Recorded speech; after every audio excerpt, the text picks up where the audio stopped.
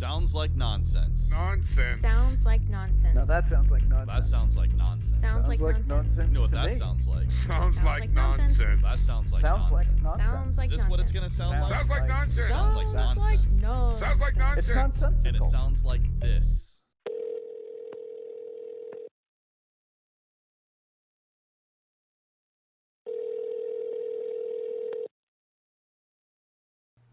Hello, greetings, Earthlings and weirdos. Hello. Hey, Tide. You're not Jeff. Yeah, you sound so weird this We week, got a new Jeff. person. Yes, last minute. Here I am. Yeah, We Jeff, appreciate it. thank you for coming and stepping into Yeah, his thank big you. shoes. Yeah, he's dealing with some family stuff, so we wish him well. And next week he's gonna be back. That is right. Love you, Jeff. Miss you. Yeah. So, how was everyone's week? Good week. Good week. Yeah. Yeah. Yesterday was freaking crazy. Was it? Lightning galore. Yeah. We don't get lightning in our area very much. And then when we do, it causes fires. And electricity to go out. And electricity to go out. And how hot was it? So hot. What, 105? 105. I think Yeah. 105, yeah. It was Right. nuts. And humidity. That was hot as fuck. You know what else is hot as fuck? This is a sound like nonsense podcast. I fucked it up. I did it. I fucked it. Nice. Anytime you try to That sound is cool, hot dude. as fuck right there. That is That's hot great, as though. fuck. So what we're gonna do is each week we're gonna feature new bands and artists you probably never heard of. So we're gonna try to find our new favorite bands together. Who's ready for some new fucking music? Me. We got some good shit this week. Courtney. Unrehearsed. No, but he did that too, Oh, Tom. you Exact did it? same one. I Exact- me. Well, Courtney, tell us who we have this week. This week we have Lost Planet Airmen, we're going to play their song The Bright Side of Genocide. Yep. Whoa, that was weird. I didn't Wow. read that until just now. Oh. And then Wishful Thinking and their song Time to Be Alone. And then we're also going to have Craig back in the studio, and he's going to have a pick. Yeah, so Yeah. and then I think that the Lost Planet Airmen song is just called The Bright Side, but then in parentheses it says of genocide, but it seems The Bright Side of Genocide rhymes, Okay. so you want to say the whole Well, it might be a revision for next week. We'll see. thing. No, we just did it. I just revised it right now. Okay. Yeah, so yesterday was crazy, man. First thing in the morning, last couple of days it's been really humid here, San Ynez, California. We had rain out of nowhere with no fucking clouds. It was bright, sunny, and big droplets of rain for like 2 minutes. Yeah. And It was it's- like Florida. Hawaii Like or Florida, yeah. right? And in Florida, what we used to say when that would happen, when there's no clouds and it's sunny, that was going to rain the exact same time the next day. Uh-huh. And then what was really wild is the very next day, It did. just a little bit earlier though, I got to say, it was just thunderstorm. We didn't get any rain where we are, No. right? Yeah, I feel like there was a tiny bit of rain. Maybe just a little, but like when I got to Santa Barbara. Oh, no, there around- was rain because I remember going out on our back deck and there was rain. Well, I took off to go do some recording yesterday, Yeah. so like I would hit Santa Barbara around 11, and it rained for like once again 2 minutes. I came out of the liquor store, boom, rain, and then it went away. Everything's clean because they're big drops. Yeah, it's just enough rain to make it smell good. Yep, I love it. But at like 9:31, and it was just starting to feel nice because it was supposed to be gripping hot anyways. But right as it was feeling nice, our power went out. Gripping 9:30. hot? You don't mean ripping hot? Ripping hot. Okay. I say the wrong things. You know this. Yep. We can talk about it later. No, I mean I fucked up the first. Sounds like nonsense. But yeah, so then the power goes out, and then so like for 9 hours the power was out, 8 hours or something like that. That was brutal. At 105 degrees. Brutal. Right. Yeah. And then cell service went out as well for about 4 hours. So Yep. it was just like everything was done. It was awesome. You know Oh, what's I hated interesting, it. though? Yeah, you think it's awesome because you were at your pool. Well, Yeah. everybody was invited, but I couldn't. Yeah, you couldn't text. He sent me. I got a photo like 6 hours later of his pool, and I was like, "That's not cool." Do you know But that that was earlier. in Syria, they have 3 hours electricity and then 3 hours off, 3 hours electricity and then 3 hours off. All the time? All the time. Wow. And they share their electricity with Lebanon. Did Matt teach you that? Yes, his mom taught me that. Wow, that's So crazy. it's 3 hours on, 3 hours off, and they share their electricity with Lebanon. And Man, if they only had like a sunny climate that could take photovoltaic units. well, yes, I mean, I don't know. But also, I feel like if we had known that it was like, because I had a full day prepared of things that needed all of the internet, like all of the things. Like I was in a virtual conference all weekend, and then I was like, oh, I guess this is just done. So if I would have known that I was gonna have nothing, then I could plan for it. So I think 3 hours on, 3 hours off is fine as long as you know which I is think which. 3 hours off is some bullshit. It's America, not Syria. I want my shit to stay cold all the time. You would have to wait to go to the bathroom. Dude, yeah. I had to wipe my ass like a fucking heathen yesterday instead of using my washlet. Whatever. Dude, you know, Heathen. I was like, I can't spray before I wipe. This is bullshit. Excuse me, butler. Butler. No pun intended. Butler, will you please come and wipe my ass? Dude, and you know what? I had to drink unfiltered water because my water comes out of my fridge. What a poor... And I had to reach into the ice maker to get settle down. Settle down. Oh, it was miserable. man, But it poor was one of guy. those things where, like, for me, I was like, oh my gosh, if I had to live without electricity and internet, that would be, I'd have to learn how to do that all over again. You know what I mean? You know, we Because did we're grow so up used to To it. wipe your ass all over again, you'd have to relearn. Oh my gosh, no. That's just you, to- bro. Yeah. We did grow up without internet. and- But Yeah. you get used to all the things, and then you have to, like, go back to be like, oh, great. Well, especially your job is Yeah. basically my whole just livelihood, zooming and I know, internet. my whole and- livelihood is online, so I don't know how I would do that. Yeah. Well, My whole sex life is online. So Oh, gosh. I don't know how I do that, all right? Oh boy. I'm sure you got some old VHS hanging around. Yeah. Some beta. No electricity, though. No electricity. yeah. Just Oh. staring at the film like at a light. I Like, put it out. It's all about Like the 8 cover. This is a millimeter? good cover. Oh, that's a good cover.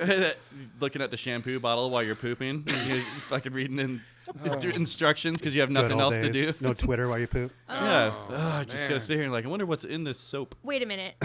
Does anyone here use Twitter, actually? No. Okay. No. All right. No. Just But checking. a lot of people do. I've I know. never I used never, it. It I just never came to got my. into it. I don't get it. Like, it's not my thing. That's what the president does. I so, used to hey, use it it's with gotta my be old cool. band, but that was the only time, and I don't know. I just don't like the platform as much.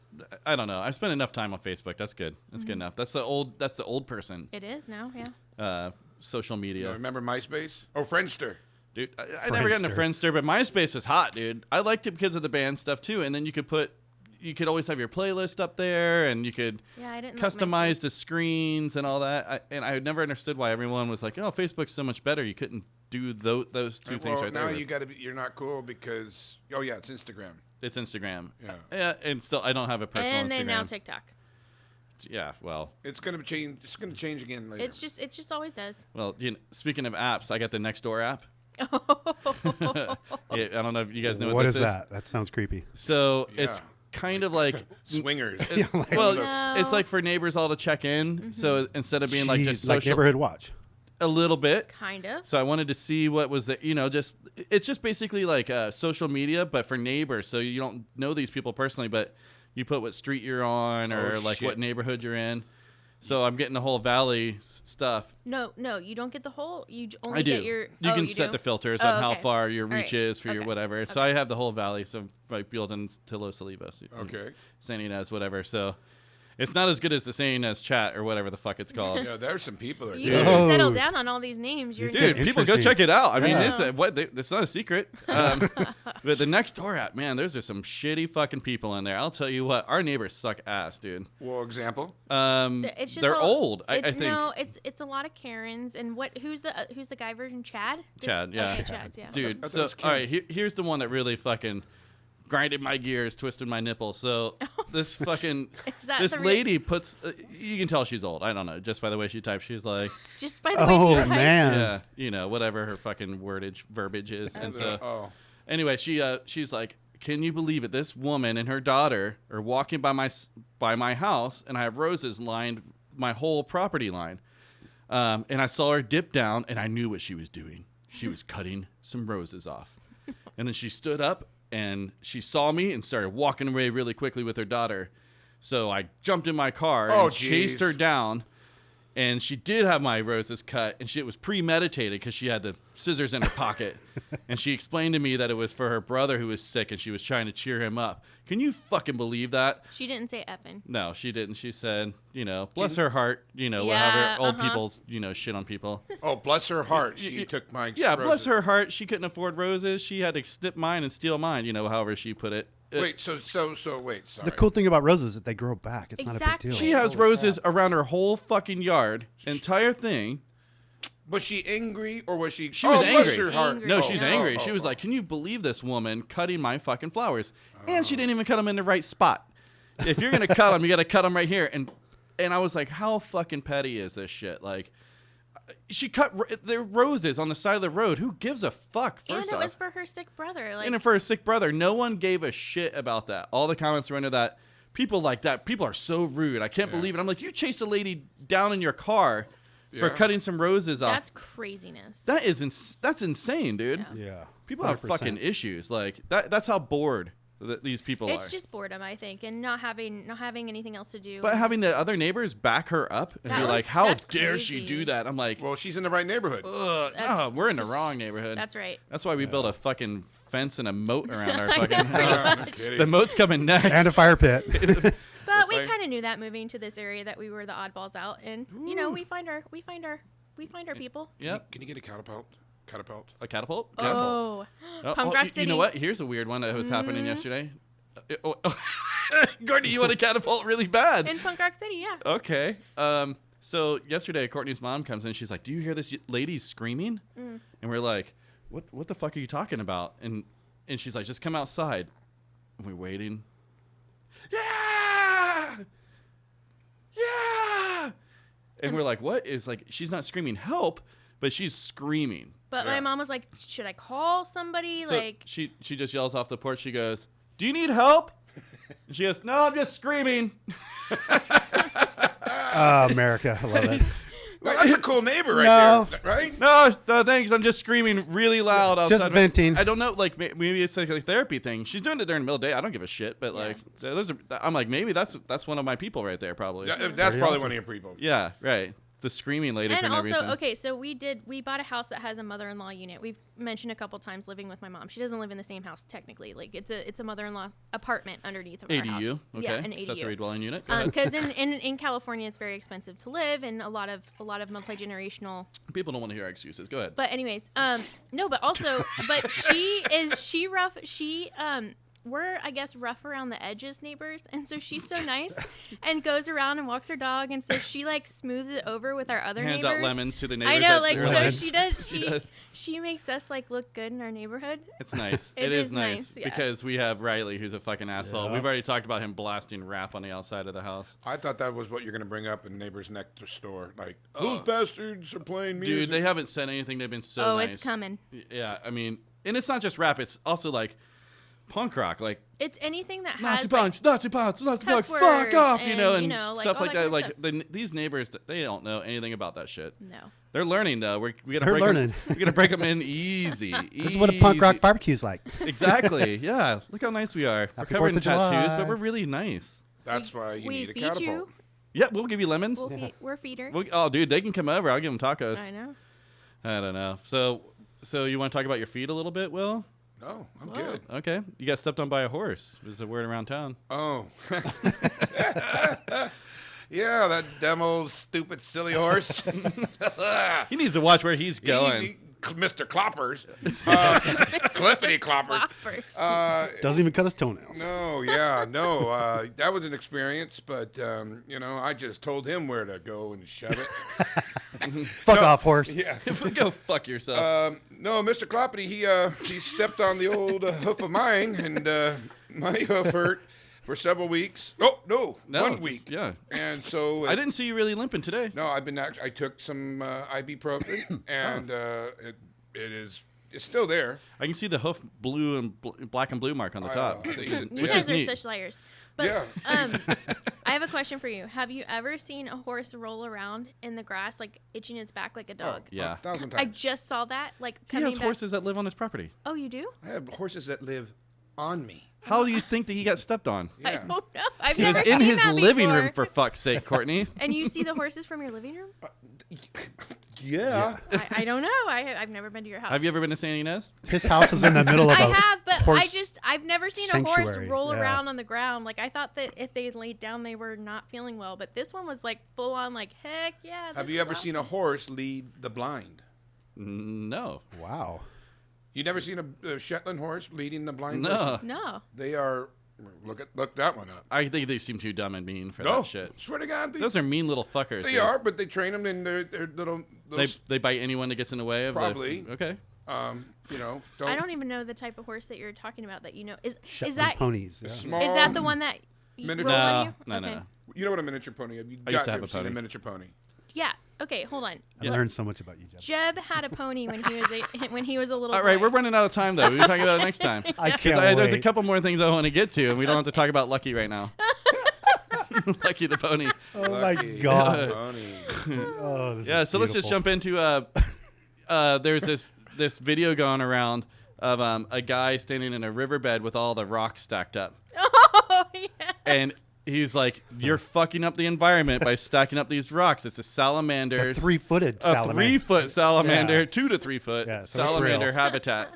And he's Somebody like, "You're posted that online. saving the habitats by kicking these things over." Yeah. But I've never seen a 2 or 3 foot salamander. It's like, But it's it's got still- a cool name, like the Snake Sketcher or something. Oh, he did have a cool name for it. Oh, I can't think of it right now. Somebody 3 feet posted long. that on my Facebook wall this week, and it was. I mean, I just. I'm loved calling it. bullshit, but still Yeah. pretty fucking funny. I It's a loved nice it. excuse. You'd be like, because then No, people it's see you doing it, you're like, validation. "This is for the salamanders." I Bah! know, Yeah. it was awesome. I loved it. Validation. Wow. And you guys saw that they're taking all our fucking mailboxes away. Yeah. Yep. Bullshit. It is Yeah. in fucking insane. I missed that. Can you tell me?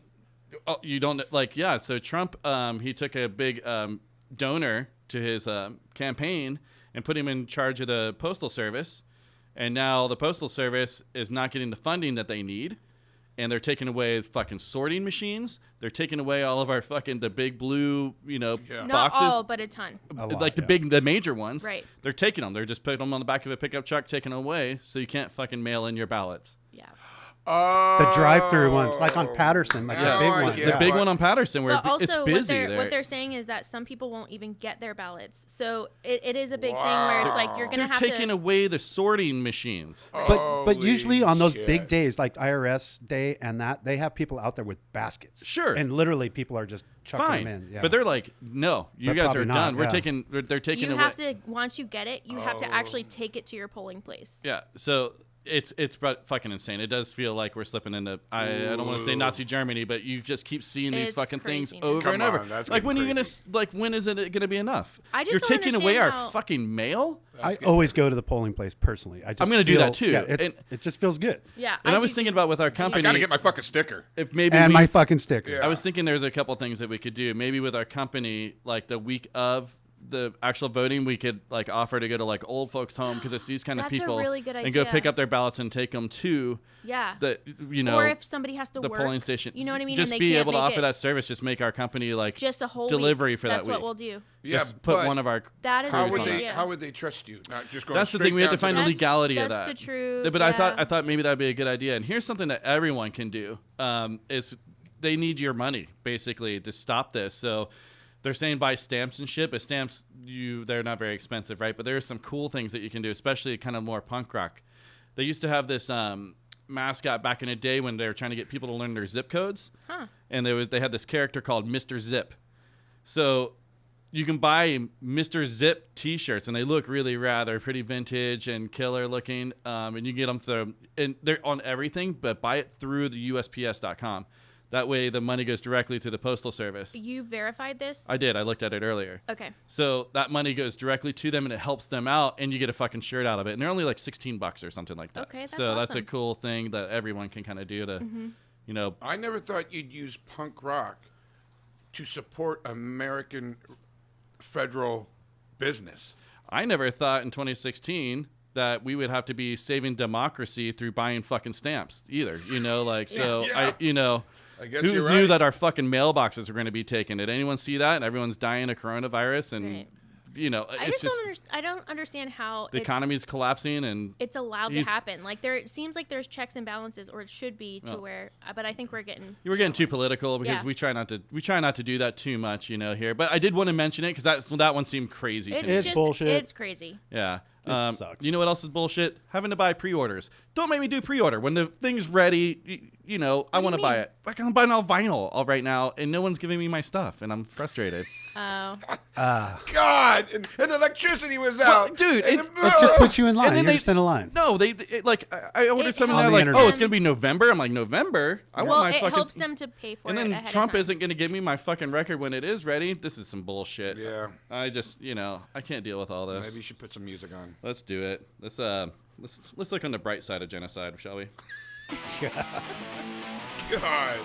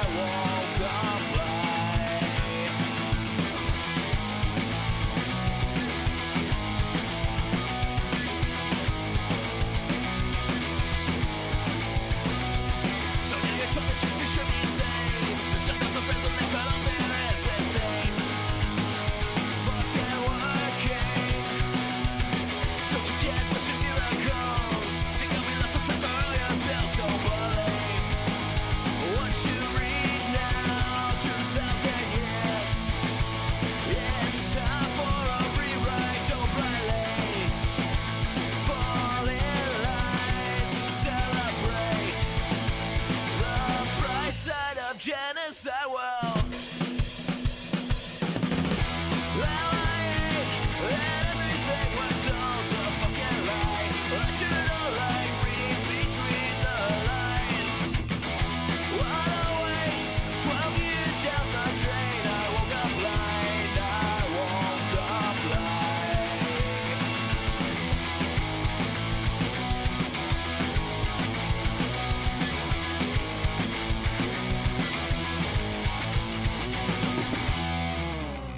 All right, so that was Lost Planet Airmen. They are a 3-piece punk band from Selkirk, Manitoba, Canada. And like they them. have, Yeah. I know, I did too. They have some new singles coming out in the next couple months, so stay tuned. We will be linking to all of their socials. Like, yeah, I like that sound. It's cool. Good stuff. Canada in house. I know, another one. Yeah. Brr. Who else have we It's got? like that's- 105 out, and we're playing. Yeah, dude. Yeah, it's pretty wild, man. The fucking weather's been out of control. Once again, what I did is I didn't do the retractions revisions Yeah, let's in the do it. intro like I was supposed to do. Let's so do it now. we'll just fucking cram it in like we normally do.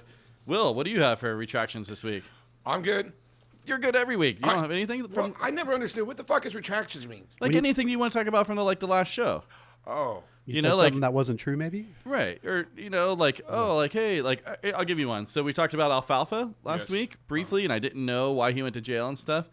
He went to jail for dumpster huffing, they call it, okay. which is like What? dumpster huffing, which is just like aerosol sprays and While that in a kind of shit. dumpster? Well, I mean, anything you find in a dumpster, I guess, or it's just being a piece of garbage. Is what I would think the dumpster part comes from. But yeah, you like aerosol spray, gas, In a whatever, brown huffing, bag and huff huffing it? fucking Yeah. gas, basically.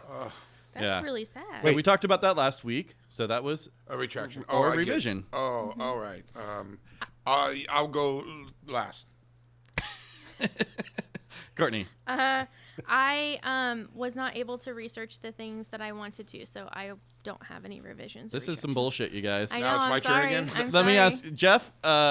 Anything from you out there in Raleigh? I have none. and Todd's here. That's Okay. for Jeff. Jeff called me Good and thing said, I've I got have a no bunch. revisions. All right, so check it out. I got you guys right now. Okay, so thank I also you. said we were talking about, and Todd, I don't know if you probably haven't heard it yet. No, you didn't because it's not out yet.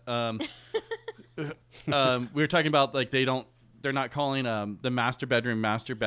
Well, that's right. the one I They're wanted to research. calling it Yeah. primary bedrooms because master is racist. Oh, I could see a Right. little master being racist. Well, Right. because that's the master's So room. primary baiting is what you have to call it now too, but not masturbating. What if I don't like that word?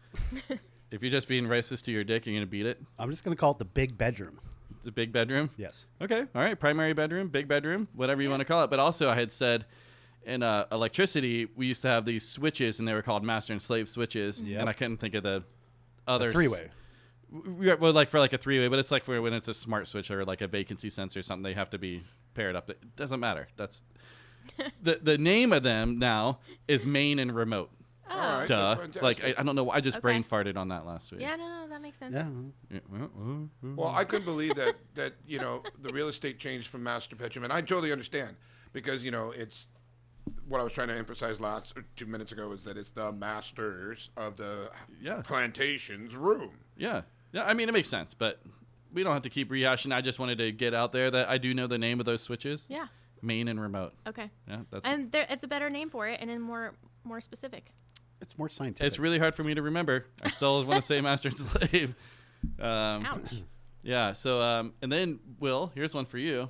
You said that the guy had dropped an iPhone into the Devil's Cauldron Yes. and heard screaming. Yes. But what did we learn that was? Air. No. Cares? Gosh, you don't No. remember. Your memory is like worse than We mine. talked about it. Yeah. It was fishes. No. Fish screaming. How did the phone get into the water? Oh, he threw it. No. He It's didn't. the drone. The drone. Oh, right. The drone. The drone did it. Yeah, so a drone takes this phone Oh, that's right. and it's held onto by a string and it dips into the Devil's Cauldron, and then when it gets into the water, you hear this quote unquote screaming. Right. But it's really just the sound of the drone coming It down the sounds string like like buzzing. It's two not- cans Yeah, it doesn't Yeah. sound on a yeah. string. So, Okay. yeah. All right. It's not the devil. Not this time. Not this time. I mean, we did have some little devilish stuff in here. We can talk about that a little later. All right. Yeah. So that see, retractions, revisions. Okay. Well, good. Now I understand. Yeah. Yeah. And then I have one for Labyrinth, but since Jeff isn't here, we can wait. Yeah, you need to wait for him. Yep. Although, yeah, all right, I want to talk about it, but I won't. Okay. You know what it's time for now? Oh. It's time for Sportney Sportney segment. All right. Well, so I just wanted to give an update for those of you who were worried about me because I have 18,000 emails in my inboxes.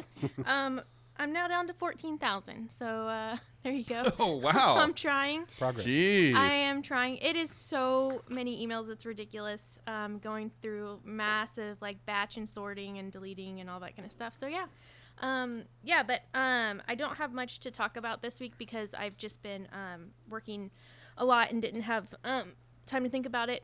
But what I do want to talk about is which was my question of the week, is the whistle song. I would like to find a whistle song that we could create a contest for people to send in their whistling submissions. Well, we have to set the bar somewhere. That's why we have Will here Okay. today. He's going to be our in-house whistler. Oh yeah. And I think that we start with Somewhere Over the Rainbow. Okay. It's easy. But people Everyone knows it. People have to submit it, so not just us. Well, let's see if you can do better than Will, is what I'm thinking. Oh. So let's go ahead, take a moment. I thought we were going to talk about the song. We can talk about whatever you want, but I think that we just fucking get right into this thing. All right. Take a big breath. I'm fine with Somewhere Over the Rainbow. Yeah, somewhere over the rainbow. I got a. I'll just eat Yeah, chips unless now. you have something else. All right. Wait. How about I'll do one real quick and you guess where this is. Jesus Christ, Courtney. That's a good one. That's a big ass chip that you just ate. That's like a quarter of a I'm tortilla. like, I'm not any good. I'm just gonna eat some chips. Your segment is just you crunching into the microphone and letting us whistle it out. Yeah. Well, I've already told you that I cannot whistle. So Well, let's hear it. Let's hear you try. no, With a mouthful of chips. Yeah, please. with salty chips. no, you just Will's turn. Wow. How about I'm gonna do one and you just tell me where it's from. Okay. All right. So this could be like what's that game? Oh, you I guys. can name that tune. And Okay, go ahead, but we still have to discuss Cranium. the whistle contest. Okay. right. I'm. You go. All right. All right. Here we go.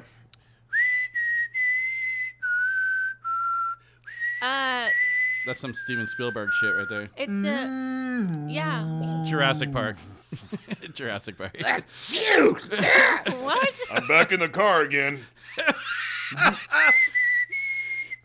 And we should have Will do movie reviews, not Jeff. I know. Ooh, don't worry, they're herbivores.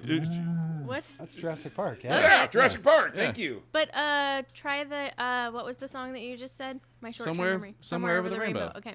Oh. Come on, Dorothy.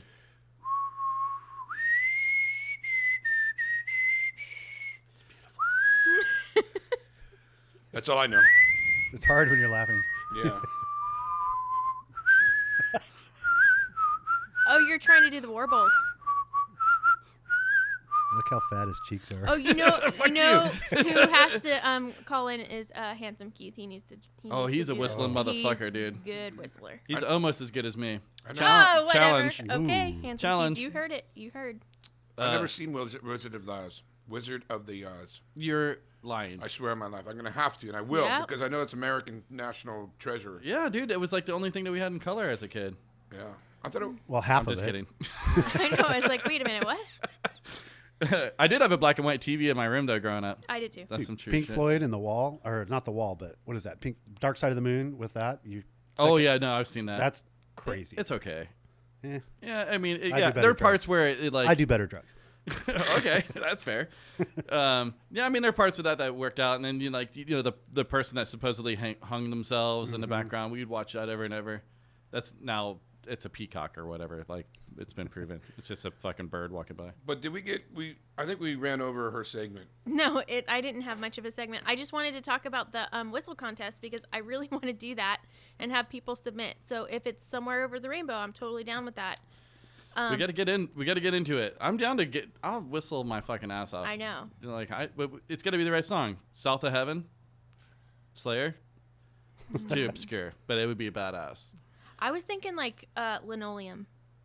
Because everyone, Going like, pop punk style? as soon as you put that on the radio, everyone can sing it, like, knows the words, all that kind of stuff. It's kind of, It's not a sing-alonger, though. Like, it feels like it has to be a sing-along kind of song. I don't know. Well, it only am, huh? What are you doing? Are you doing you are good. You doing the fucking guitar? Or are you doing the? I don't know. That's yeah. I thought it was an actual whistle in a song like Guns N' Roses. no. Yeah, no. Patience. Patience, yeah. I Like, can No. whistle that whole thing perfectly. It is by the way. whistling a song. It does not have to have like whistle. row, row, row your boat. Yeah, Yeah. exactly. Yes. Like- Yeah, but that's too weak. And Andy Griffith's too on the nose. Right. Like, you know. Well, we already did that in the yeah. happy Yeah. hour. Yeah. So I don't fucking know. We dude. can start with Somewhere Over the Rainbow. Let's try that. Okay. Well.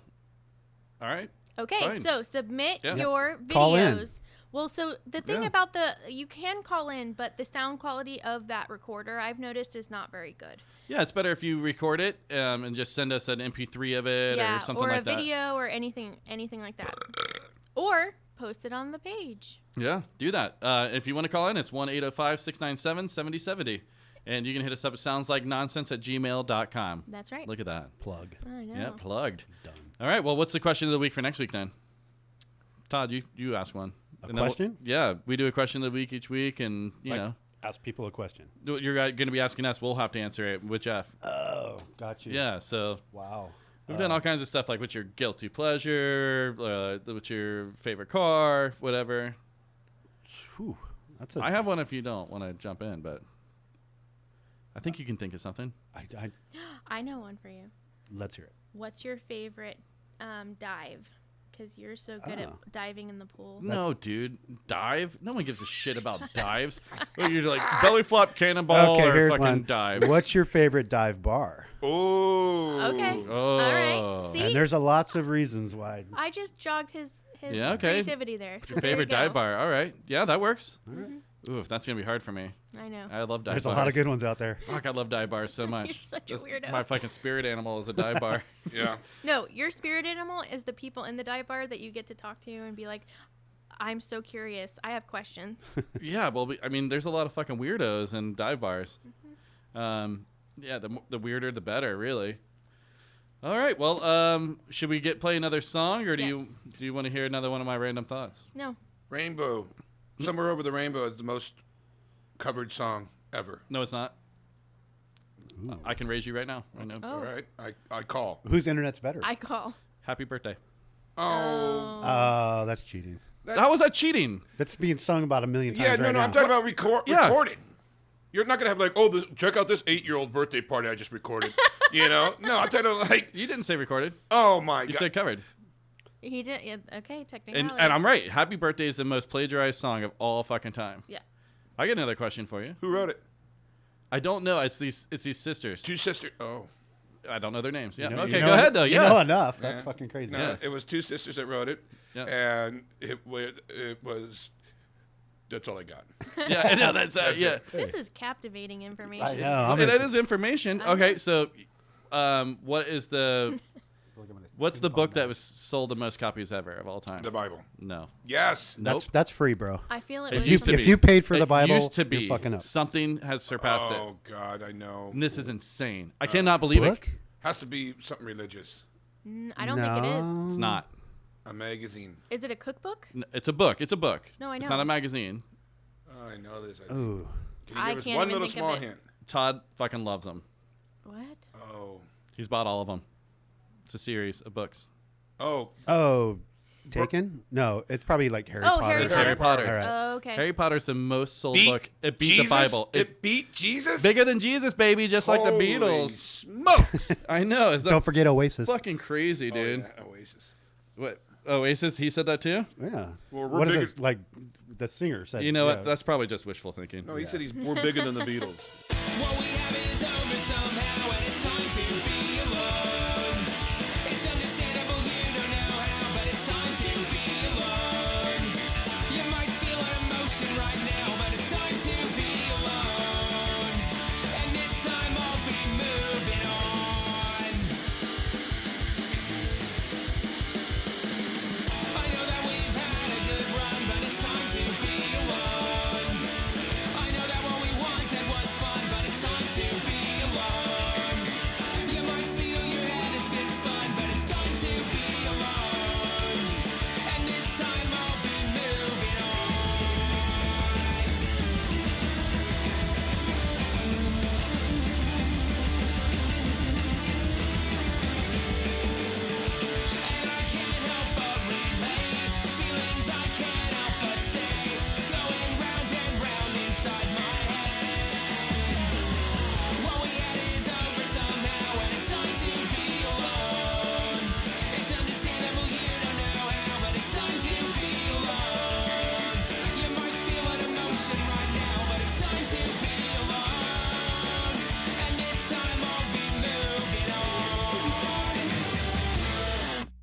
so that was Wishful Thinking, a 4-piece punk rock band established in, oh my gosh, Launceston, Australia. All I'm right. sorry, you guys. I'm just Yeah, the worst at names and blowing it, dude. pronunciation and the whole thing. But anyways, I don't have it written in front of me. the Otherwise, I cool would... thing is that they were established in 1997, and currently all of the members live in different towns across Australia, but they're reformed after a 14-year hiatus. Damn, dude. So Time to Be Alone has been well received, getting regular airplay in Triple J in Australia, which I think is like a big Coming station. back together after 14 years is huge. That's a fucking, you can almost grow a child in that time. Well, I think that's what happened, maybe. Yeah, maybe. We don't know. But yeah, so you could check out their merch on their website. They also have a YouTube channel that you should check out. Todd, can you pronounce where they're from? Because you have it right in front of you. No, I think Courtney nailed it. What is it? What do you think? It's like Launceston? Launceston? Launceston? I don't know. It's just weird. Like, I almost was thinking, Right. maybe it's Lanston. Just like, I don't know. Lanston, yeah. Lanston Toss. It's like T-A-S. Lance with a U. Yeah. Taz? Taz. Well, it's not a Z. Taz. All I don't know, man. Fuck, man. We don't know. We're so uncultured. We're I playing know. bands from all over the world, and we have no fucking idea what we're I talking know, and we're so stoked at these about. But we're just submissions. dumb punk rockers. That's right. Well, not Will. I'm just dumb. I'm going to say... Don't call Will a punk rocker. I'd say you're a dumb punk rocker. You're a 12-year-old punk rocker. That's right. Todd. I'm talking to Todd. Peter I'm Pan. looking at him. I concur. Yeah, so I think it's about time to get fancy. What do you think? I'm ready. Okay.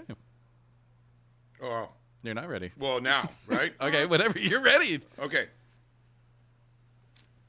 Waiting. Oh, Oh.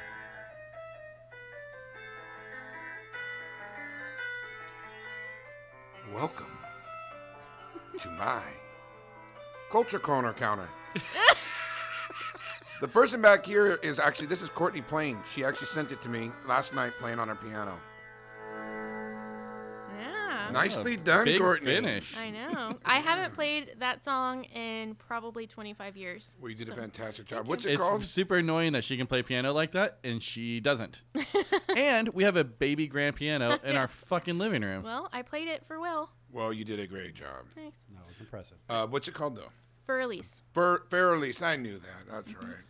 Yeah, I know. You should play piano more. I wasn't even there when you did that. No, you were recording in Santa Barbara. That's right. All right. Well, anyways, Good here I music. am. This is not necessarily counterculture, but it's more historical. This is called Slippery Rock segment. Okay. It's not a joke. It's not about salamanders. Or slippery. Yeah, well, no. But slippery when wet, whatever. The point is that there's a rock up on top of the mountains near Goleta, I would say, on the front side of Santa Barbara. That is called the Slippery Rock, and that's where actual people would take their wagons and come over the mountain, and that would be one of the trails to get down to the San Ynez, and hence Maddie's Tavern, all these other stuff that you probably don't know. Yeah. So what Slippery Rock was interesting is that it was a piece of rock, and you could actually, to this day, still see in grooves of the actual wagon wheels. Damn, where- Slash, you could see the little staircases that they put in so the horses could clippity-clop up, Oh. you know.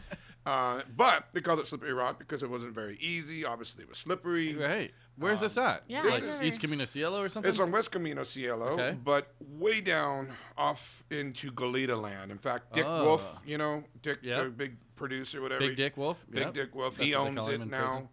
and he owns all of it. So you have no access to get it. But when I was growing up as a kid, we were able to get down there and take pictures. Amazing. And Ooh, do you see- have a I picture? do have all kinds of pictures. All right, I want them. There's also pictures that are published, but I have pictures of my own. One of these stories was that here's an interesting story. Okay. It was a good place to bank rob because they'd go into an actual rock and they couldn't get away, you know. They're basically in tracks. So you either go forward or back, and it's a slippery place. So one of the stories is that 4 guys stole a cache of coins from one of the fathers coming to a mission. Okay. I'm losing you guys, ain't I? No, No, I'm with listen, it. Yeah. Anyway, so one of those fathers. Breathless. I know, all right. So one of the fathers that was coming to the mission got robbed at Slippery Rock, and they made it over the mountain, and they made it down to Los Olivos, and they were caught. Now, they all said it was buried in between a... Oh, they got caught, so they confessed, and one of them said it's buried before they were hung near a bottom of a tree where two little brooks come together. Oh. So there's a folk legend that if you ever saw this certain kind of tree, which I don't know what it is, let's say it's willow, but it's not. And it's, if you ever see that tree, you always look for the actual two brooks that come together. Okay. But we never knew about that until later, which my brother, fuck him, is an archaeologist. Jesus. And he actually, he can edit that out. He was actually an archaeologist at Cat Canyon during where Zorro actually resided. Believe it or not, the legend of Zorro. Like that's a real guy? That's a real guy. And he I killed didn't him. know way. that. Oh yeah, you I didn't thought know that anything was about that? fictitious. No. That came from. Well, he was more of a Peter Pan for the Mexican inhabitants of California. Do you mean like Robin Hood? What'd I say? Peter Pan? I like Peter Pan. But Oh, hey, so much Robin Hood, not Okay. Peter Pan. No, I was reading between the lines though. I was Oh with you. God, he was not like Peter Pan. I'm captivated. I was like, ooh, this got good. Well, anyways, this guy would actually Zorro that turned into this wonderful hero. I feel like you're saying that weird too. Zorro. I don't wanna Zorro? get- Well, Zorro? Zorro? Zorro. I don't That's know. after the movie people got a hold I of know. It Yeah. might be. Oh, Anyways, it might be Zorro. we digress. Well, Sorry. his name was Zorro? no Zorro. Come on. Robin Hood. Joaquin Merida. That's not right. What? Joaquin Merida. He was the bad guy that turned into Oh. Zorro. Oh. But okay. we all think of him as like this big great hero. Well, this guy raped and killed Oh. all the white Holy people and shit. settlers everywhere. He would wear their actual ears around his neck. Oh, goddamn. I mean, this guy was brutal. gnarly. He'd come in, but rob and take back the night and take back our country because Right. Cut to where was I going with this? Oh, and he robbed everything. So, an archaeologist that I knew once found an actual coin in one of the adobes underfloor Whoa. Whoa. that where Joaquin Merida, who was Zorro, lived, and actually found a coin that potentially dated to the father that got robbed. Oh. Oh, So the cache shit. is out there, and they actually confirmed that it was a true story. Is it a Oh, gold I coin? get you. So there It's Spanish is gold buried coin. treasure So somewhere. there It's is. gold So coin. But okay. that really rich guy has it on his land. Right. What year did this Maybe. take place? Well, This no, whole- because like that land early is on the 1900s?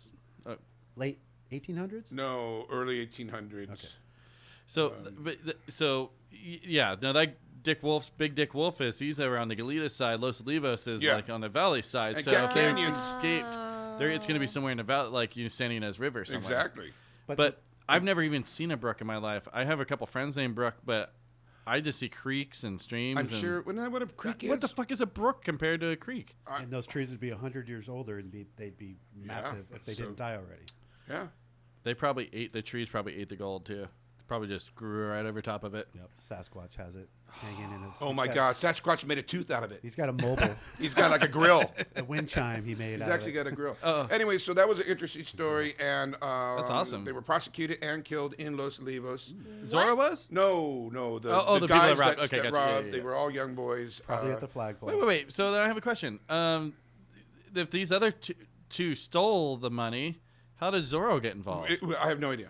They just found it in a place where they knew that. No. It could have been involved, but what they were saying is that it not necessarily have to be the actual cachet coin, but it had all the right printings, all the years, all the significance, the prominence on the coins that would have been stolen Okay. from that time era. You said some big words, so I'm going to believe you. I'm just going to take you at those big words and be like, wow. I'm sweating too. Are you? I Yeah. didn't say I was sweating. Oh, I thought you did. No.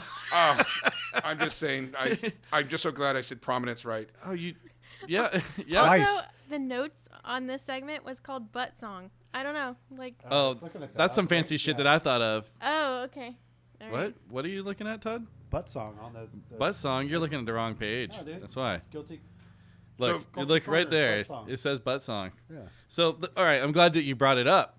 It's a Okay. perfect segue. boy. You nailed it. Oh. Yeah. So. Oh there's- wait, I'm not done yet. Okay. Well, then talk. We'll get to the butt song.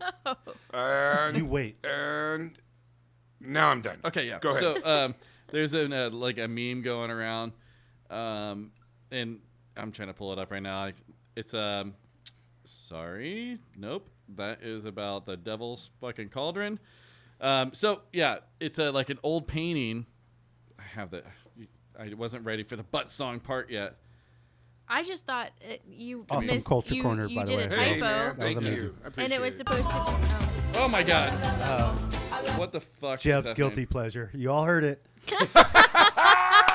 To be fair, that I posted that as a butt song on something else because it's looking in your big brown eye. Yeah. No. We have church. Never mind. What? We have Church of Avril's Turd Cutter every Sunday that we participate in, and yeah, shout out Punk Rock Dad's page. So you're talking about our butthole all the time, and so I posted that. It's like should be one of the gospels that we sing every Sunday. Courtney To Avril I don't- Lavigne's butthole. you should have seen she threw up. I'm helping her clean it up right now. Well, fuck. So there is. I'm just gonna try to act like that didn't happen, and then. God. I We feel like you gave all away a heard it. secret. So right there's. there. I know. I feel like I betrayed You're some gonna, trust. You're gonna have to. Yeah. I'm gonna cut get that kicked out of the church. You're gonna You have to played it. cut that out. No, I'm not cutting it out. All right, so there's a meme going around, and it's like this old famous painting. I'm gonna find the information in just a second here, but it's super weird. Like, there's like a snake person thing with his tongue out. There's a guy bent over in front of him with music written on his ass cheeks, and someone has created that music in the old classical style. Really? Yeah. Like played the notes that were Na, coming na, out of na, his. na, Yeah, that na, are na, like na, on his ba, butt. ba, ba, Yeah, Okay. that's why it's the that butt was it. song. All So- right. And this painting was very old. Yeah, it's super old. We're gonna have to just take a quick break so I can do it. Oh God! Grab it. I want to hear the loudest crunch you got, Courtney. Get in there. I need to bite into something. Get the biggest quarter tortilla chip you can find. All right, ready? Here we go. Here we go. Okay. Ooh. You could try out for That's a nice segment break there. So that's the Brought sound to of you Courtney. by Taco Bell. If you go to tacobell.com Nothing / sounds like happens. not. I gotta get through it. You didn't even let me get through it. We are never gonna get this joke right. Wow. Never. You chew your food and swallow. Let's listen to the butt song that I was talking about. Here we go. It's called butt music. Starting out right. Slow. It's only gonna hurt for a minute.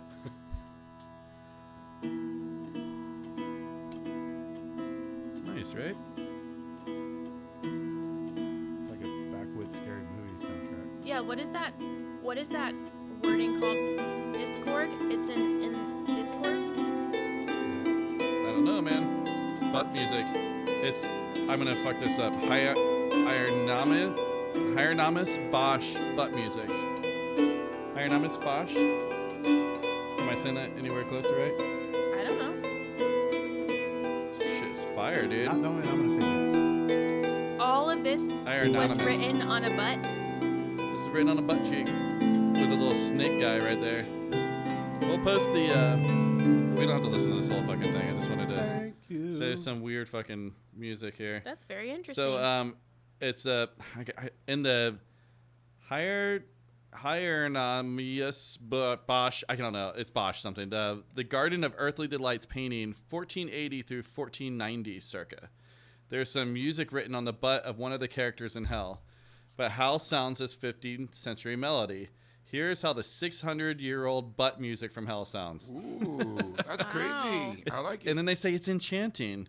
Arranged in the style of the period, the music score on the butt is just a short riff intended to be repeated, and it's played on the lute, harp, and hurdy-gurdy by James Spalnick.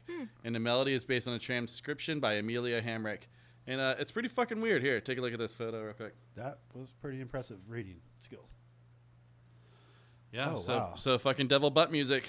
That is weird. And Slayer thought they were onto something. Fucking fucking pansies. Yeah.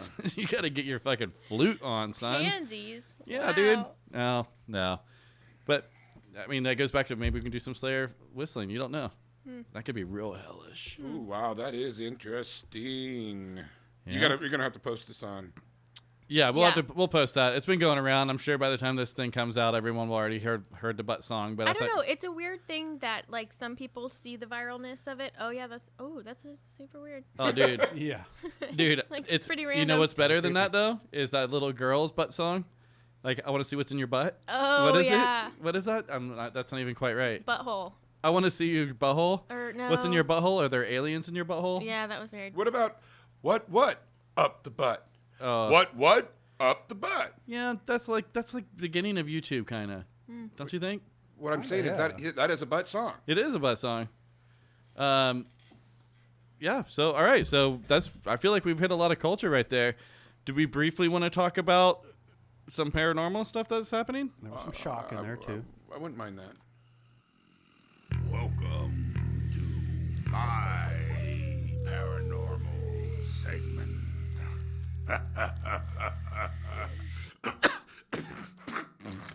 All right, so here's the deal. We're getting orbs all over this motherfucker. Not every night, mind you. So that also makes me think it's not bugs. Oh, it can be. But about every third night, there'll be a flurry of these fucking things, and my phone goes off. I get alerts on it. It was last night too. Last night, and then you just sit there and watch these. They're big bastards, and they're super circular. Yeah. They're not fluttering. They have direct flight patterns. It's pretty fucking wild. Can you also send me that later on? Yeah, yeah. Because what about this? It's enough energy to control the camera to go on, or to give you an alert. Yeah, it's big enough something, right, that the camera kicks on. Like, I don't know. I also gave you the difference between a mosquito Yeah. climbing or whatever, and there's not enough light. It's just that green light, right? Yeah, I don't even think that light is on unless it's detecting right now that we're here and it's green. I mean, But there's the internet's over there, so those lights are probably on. Yeah. That would be the only lights on in this place. But it's weird because also, okay, so say it is a bug, right? It's gonna fly at the camera and eventually it's gonna fly away from the camera. You never see it fly away from the camera, right? It's all heading towards that corner and never comes back. I haven't seen one yet. That's where they live, They're living in the camera. in the corner, They're watching under us, the soundproofing. right, dude? I don't know, but it's definitely big. Is it getting more and more frequent? 'Cause I remember the first one. Yeah, it's getting. Yeah, I guess it's a little bit. It just started out of nowhere, and then it's like I said, it's like every third night, which also makes me think, well, what, like every 3 days I get to fly in here? This seems weird, Yeah. I don't know. We'll post it online. You guys decide for yourselves. But Courtney, were you going to come in here alone? Nope, never. Come on. Nope. During the day? Nope. What about you, Will? Smorb, or orbs. Okay. Smorgas orbs. So that means you don't give a shit. No. I'll swat an orb. Yeah, I could fuck up an orb like. What about you, Todd? I know you're a believer. I So would come in. I want to see an orb. yeah, you're in here now. Are you scared? Not at all. Okay. All right. Well, Craig's going to be in here in just a second. So we'll see what song he wants to play. Perfect. Who knows? Maybe it's Frank Turner. Maybe it's Round Eye from China. We don't fucking know, do we, Courtney? We don't. No. That's right. We don't. So. All right. Mommy, daddy fighting. Uh-oh. All right. So let's do it. Let's listen to some music and then let's fucking chat it up. What do you think, Todd? Is that okay? Yeah, we should just give big hugs right now. Big I mean, hugs? We can't because of the virus. All right. Well, also, the orbs are watching. Not me. Ooh. They should wear masks.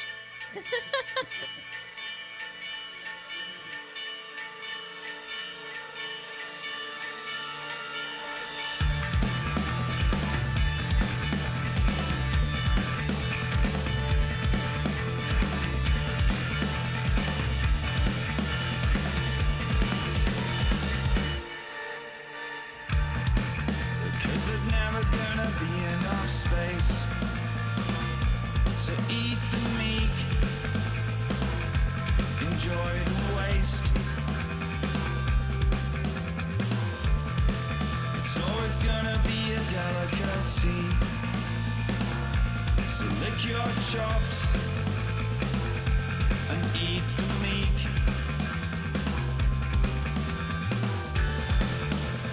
Why must we stay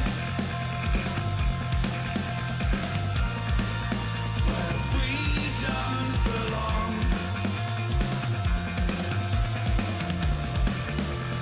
Why must we stay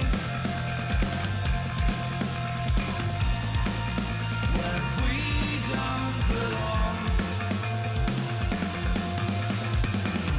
The factory mass produced fear, bottled cat distributed near and far, sold for a reasonable price. The people, they love it, they feed it, brush with it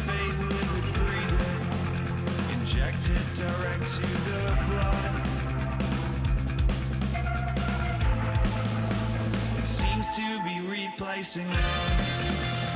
Why must we stay? Where we don't belong.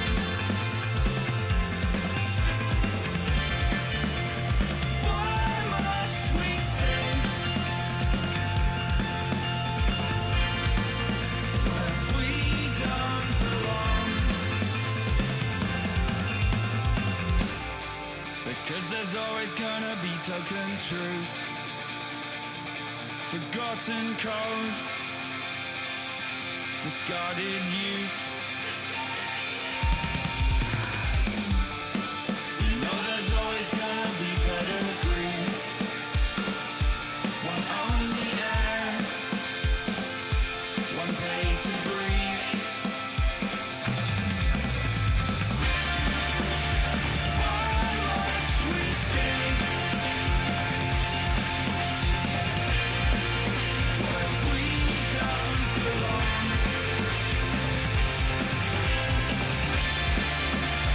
Why must we stay?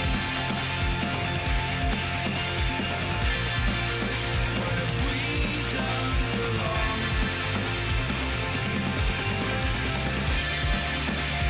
Why must we stay? Where we don't belong.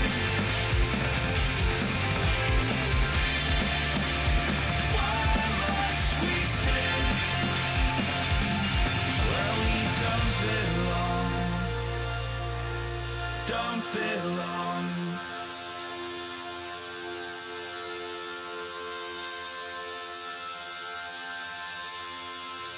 All right. Well, that was Frank Turner, and he was covering "Eat the Meek." That was Craig Jenkins' pick. Welcome back to the show. Welcome Chris. back. Yeah.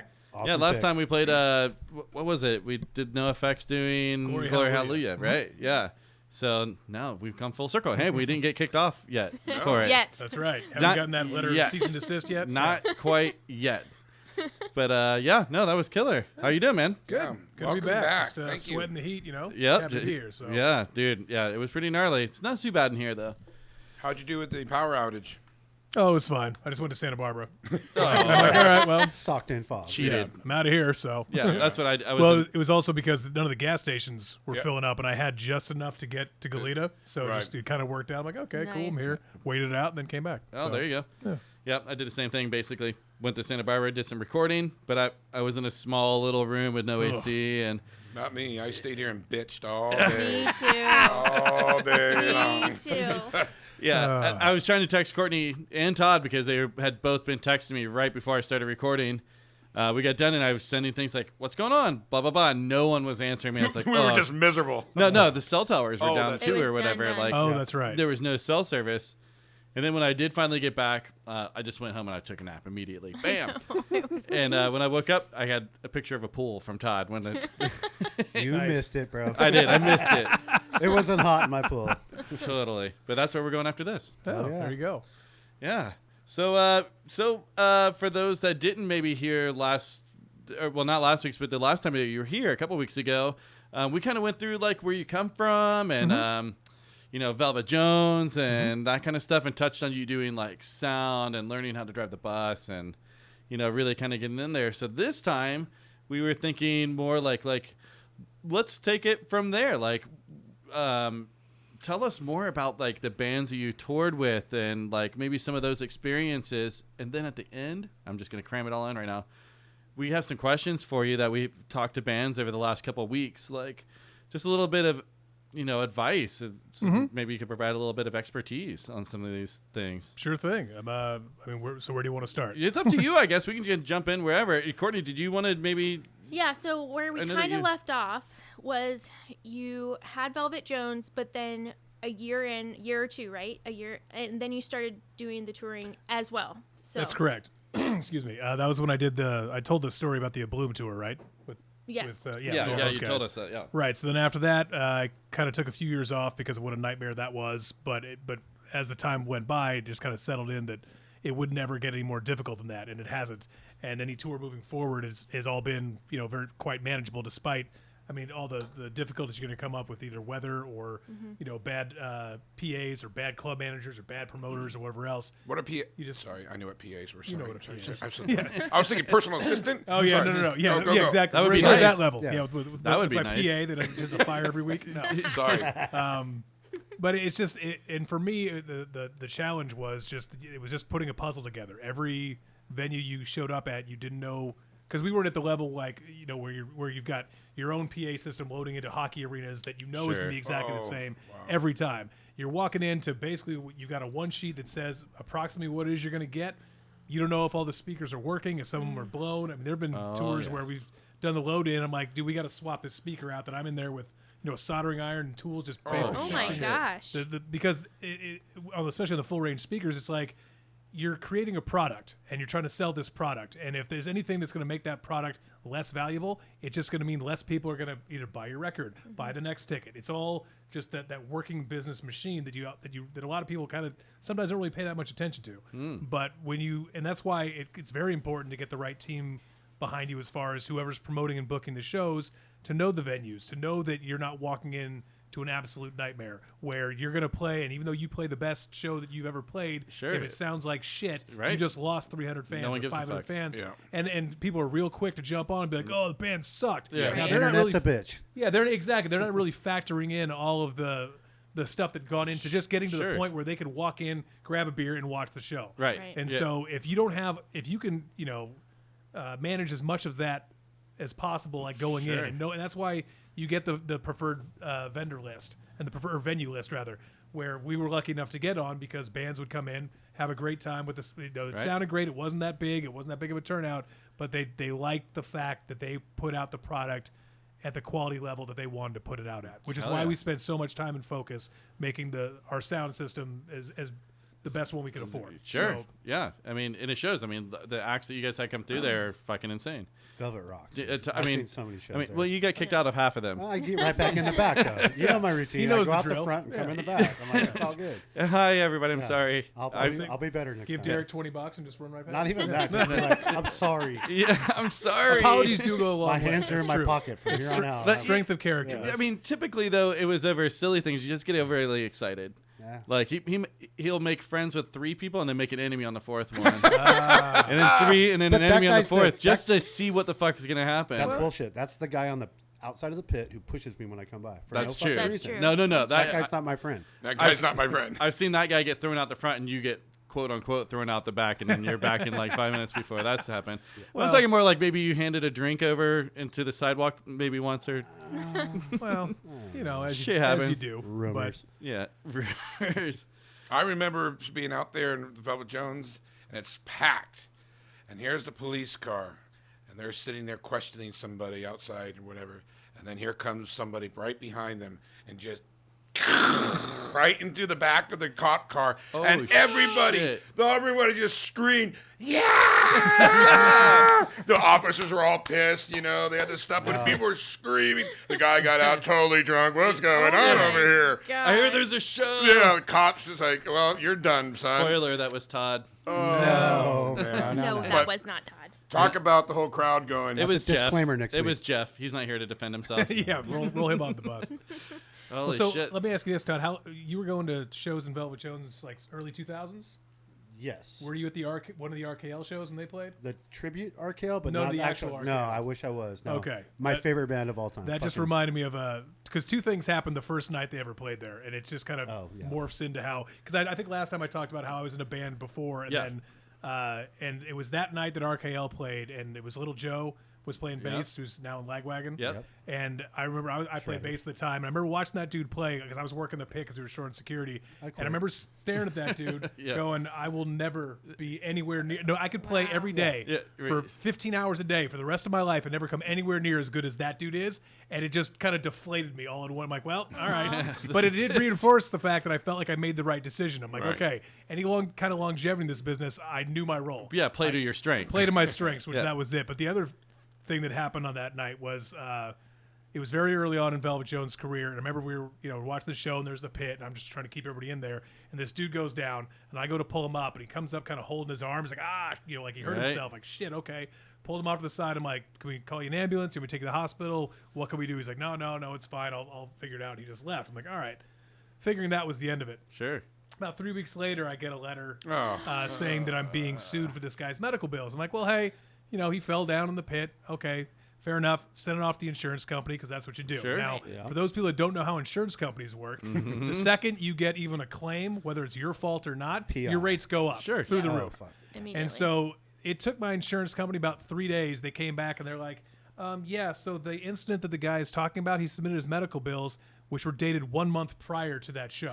Oh, bullshit. And that was the first time I got sued. And so my response was like, well, fuck this guy. Why can't we countersue him? It's like, you've got to lay a precedent He's lying. early to let, because that shit'll just happen. And my attorney talked me out of it because he was just basically like, well, he's like, you can't, bleed an orange here. What are you going to get out of this guy? Right. Sure. You might get like his Xbox and his right. But did you lose money, Nova. like even through like lawyer here's fees the thing. and stuff? Well, you lose money through it's just the attorney fees. They'll get it back just because of they had to like fill out the claim paperwork. I think my rates tripled for about 2 years. Oh my gosh. And then you write because it's all about losses and claims, Sure. and then of course then you go 2 years out of claim, it goes back to normal.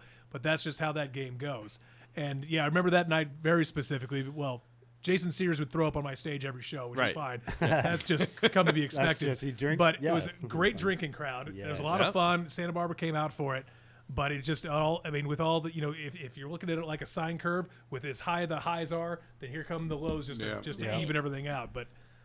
But yeah, so that was when I basically decided I could no longer play bass and I would just stick to doing production side. Yeah, I mean, thanks, Joe. Little Joe will do that. I used to play bass too, and I literally like he doesn't even look. He's like, And then fast forward 20 years after that, or 15 years after that, when I was doing sound for Lagwagon, and Little Joe had rejoined that band. Sure. And I got to watch that dude play every night. I'm like, still, I could never hold a candle to this dude. Yeah, and then sitting on flipping sneaks. it's basically 100%. Lagwagon does the RKL tribute, RK Aliens or whatever. It's pretty much that entire band, and that's pretty rad too.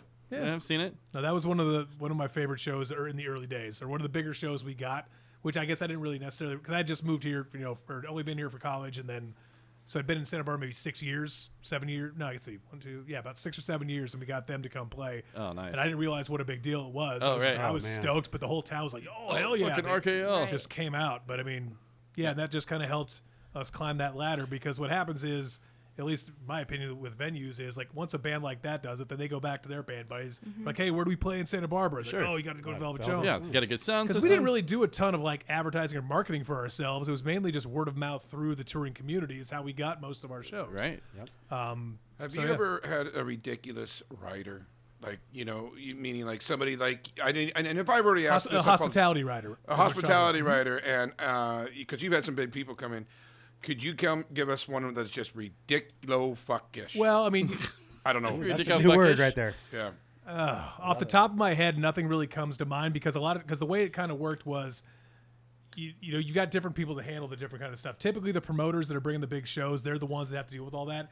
As a venue, we may have to allocate some money towards it, but as far as having to go get all that stuff, I wish I had better stories. I mean, I saw a couple of them, and usually I just draw a big line through it and wrote based on budget approval, and just which is basically the middle finger that any club owner is going to give you, because that's why the promoter is the buffer between. Because the club owner is just looking at the costs. Like, look, dude, you're here to play a show. You're making your guarantee and whatever else. You're tacking all these extra expenses. All of a sudden, it's not really worth it for us to have the show. Right. So I think that's kind of where the role of promoter or hospitality kind of came in, was to buffer that. Because otherwise, guys like me would just tell bands like, go fuck yourself. It's like, I'm paying you $5,000. You can go to the fucking store and get your Perrier. Yeah, I can give a shit. I've done that like as a quote unquote promoter before many times. Like I just normally mark it all out, and like the food or whatever, like they want this, I go $200 for food. Yeah, tag it on top. There you go, done. That's all you can do. And honestly, that's coming from having worked both the band side and the club side. Like, I know how the bands do it. They aim high. They Yeah. ask for whatever, expecting Sure. to get Yeah. as if they get anything, they're stoked. Yeah. Because I We can want just easily 4 be white like, towels. Yeah, No, we're not dude. giving you anything. And Yeah. they're like, well, I guess we're still gonna play. You Right, know, yeah, but- We still want to make that but, money. But at the same time, you want to cater to them because you want them to come. yeah, back. you wanna stoke 'em out. especially the ones that matter. that matter. Well, the ones that sell tickets, and that's the thing. It's like it all. Unfortunately, it is a business. As much as most Sure. people would like to think it isn't, it all comes down to the numbers. And if the numbers make sense, and you want to treat these guys right, you want them to want to come back, then sure, we'd roll out the red carpet. We'd smoke a bunch of tri-tips in the back. Yeah. We'd hook up a kegerator. We just make them feel like it was a backyard party. Sure. It was but it all comes down to kind of their attitudes, and we all knew we could figure Right. them out within the first 3 minutes of them showing up about how far we would take it. Right, yeah. And so it kind of goes back to my point about, I think you guys were asking me about music I was listening to. It's like, for me, it's more about the guys as people than it is about their music. It's like, if I like who they are as a person, then I will obviously guarantee Right. like their I music. mean, I think that's with anybody. If you know the band, you're always inclined to like it more. Right. Even if it's like, I don't like reggae, but I really like, right. you know, These whatever. dudes they're good dudes. Yeah. They're and it's like, and I'll get behind it, and I'll buy their merch, and I'll support that cause. And I've also seen like, and I won't call the band out, but like when I played a show with them in IV, a bigger band. There was kind of maybe a last minute thing where the venue got changed or something. We played with them in IV, some house party, bigger band. Really nice guys, super down to earth. Everything was great. They still got their guarantee and stuff through the promoter, whatever happened. But then we played with them at Velvet Jones a year later, and they were total fucking rock stars. Like, they were demanding, like, oh, that's not the kind of beer that we drink. We only Heinekens, and I've got a guess on who this is, but I'll you know, and like just like you know, etc. Like, and we're like, hey, like we were just partying a year ago, and you guys were like normal, but now you're at a quote unquote real venue. You're gonna flip the script on us, like. Well, and it's kind of you to call Velvet Jones a real venue, but on the grand scheme of things, Absolutely. we hold Holy 300 crap. people. You know, if they were playing, I don't 300 know, special people yeah, seeing rad bands. right. Fuck But if they're yeah. doing like a festival in front of 150,000 people, and Sure. they want to give that kind of attitude, Yeah. well, that actually came to see them, Right. Okay, but yeah, this was a slower night. It didn't even. They didn't even make. and the let me guarantee. ask you this: What was the next? Do you know, like, did they reach the next higher level, or what No. was the venues? They didn't. No. Which No, goes to my point about how once you kind of breach that certain level, it all seems to kind of level out. Whereas if you have that kind of attitude, Right. you struggle to break that ceiling. And, Oh. and, It's gotta be a good person. Well, that's why by the time you get to doing like Hurricane Fest or these big festivals, like everyone for the most part is pretty cool, Right. You know, and they had to be because if you're a dick in this business, No you one will wants to get work with flushed you. out. Yeah. You'll be labeled hard to work with, and you'll never get booked. Yeah. Yeah. I mean, there's a very few exceptions to the rule, like Oasis, that somehow managed to make their way Right. through for being complete dicks. You know, Better they're than well, that's the Beatles. when majority of their career. that's probably when albums were selling though, and you can make a lot of money off of them. But even so, but if that money changes you into that kind of person, then you probably didn't deserve to get there in the first place. I don't mean that. I mean like people just allowed that behavior to happen because they're making money off of them. Sure. You know, when the music industry was, you know, banking, Right. You're gonna put up with a little bit more bullshit. But now, man, you gotta fucking watch it. But I mean, coming from the crew side of it and seeing all these bands, it's like if you want to get, I mean, I would say an interesting string of people to get through here would be just get crew guys from different and just have them tell the stories Yeah. because they're the ones that know, like, oh yeah, fuck these guys, and they'll have a million stories. Yeah. Why fuck those guys? Right. yeah. But they'll also kind of pave the way because there's a common, I guess, mutual respect amongst people at once you get to that level of touring, where all that other bullshit, that petty stuff, just Right. gets flushed out. Doesn't matter. Yeah. So Because you you know, guys are just going to work. I mean, Yeah. you're going to work. You want to make and a also living. people who are making, let's call it like real money, even though it's not, you know, the money that was, but like people are making real money. It's a little easier to be a little bit more casual about it than when you are so broke and you're just trying to make ends meet. You're pinching every penny, so you're thinking everyone is trying. You're getting to the mindset like everyone else is trying to work you. You know. It's, well, I think it's I when, don't think that's just bands. I think that's people in general. well, when it turns into more of like a competition where you're more focused on what the other guy's doing that's selling more records than focusing on what you're doing to sell more records. And that's just wasted energy. You see guys or bands that are just, they go show up like, oh, I got to show up this band, or I got to show up this band. Do your thing that your fans want to see and get it in front of as many people as possible. Right. And that's just, I think, a big point that maybe a lot of bands miss. And maybe it is because they're broke and they're frustrated and they're desperate, and that's just what comes of that. yeah. Greg, I don't mean to change the subject a little ahead. bit, but I do apologize. I want to ask you more of a personal question. Sure. Do you have any projects in your mind of what you want to accomplish? For instance, you brought up something like festivals and this and this. Would you have any projects of a festival in your mind? Do you have Oh, any that's good. projects that are that you have that might be interesting? You'd be awesome at throwing like a big. Yeah. Heck Dude, yeah. we Sandy were Inez has talking- big fields. Yes, we were actually Come spit on a hell, babe. Chuck from yeah, exactly. Chuck from Caddies and I were talking loosely with Fat Mike about throwing a festival out in the hills. This was years ago. Yeah. Before this, I think the same place they do Live Oak. Lightning in a Bottle or wherever that is. Oh, okay, yeah, like yeah. a weekend Yeah. type By thing. Kachuma Lake, yeah. And it was always just kind of drunk talk. We never really did much with it. I mean, Chuck and I would've been did kind of fun. sit there like about this time of year going, okay, let's plan it for next May. Mm-hmm. But the amount of hurdles you need to jump through to get that done, it's basically you've got to quit everything else you're doing Yes, and yes. focus on that. And neither of us had that kind of time Understood. or dedication because we had the liquor license with the catering permit we could have put out there, so Right. that would have been sorted. Mike was going to provide us with the PA and the stage and all that kind of stuff, get that sorted. Then it was just a matter of going through the city to get the permits done. And anybody that's ever done business in Santa Barbara that knows what a pain in the ass is to get permits.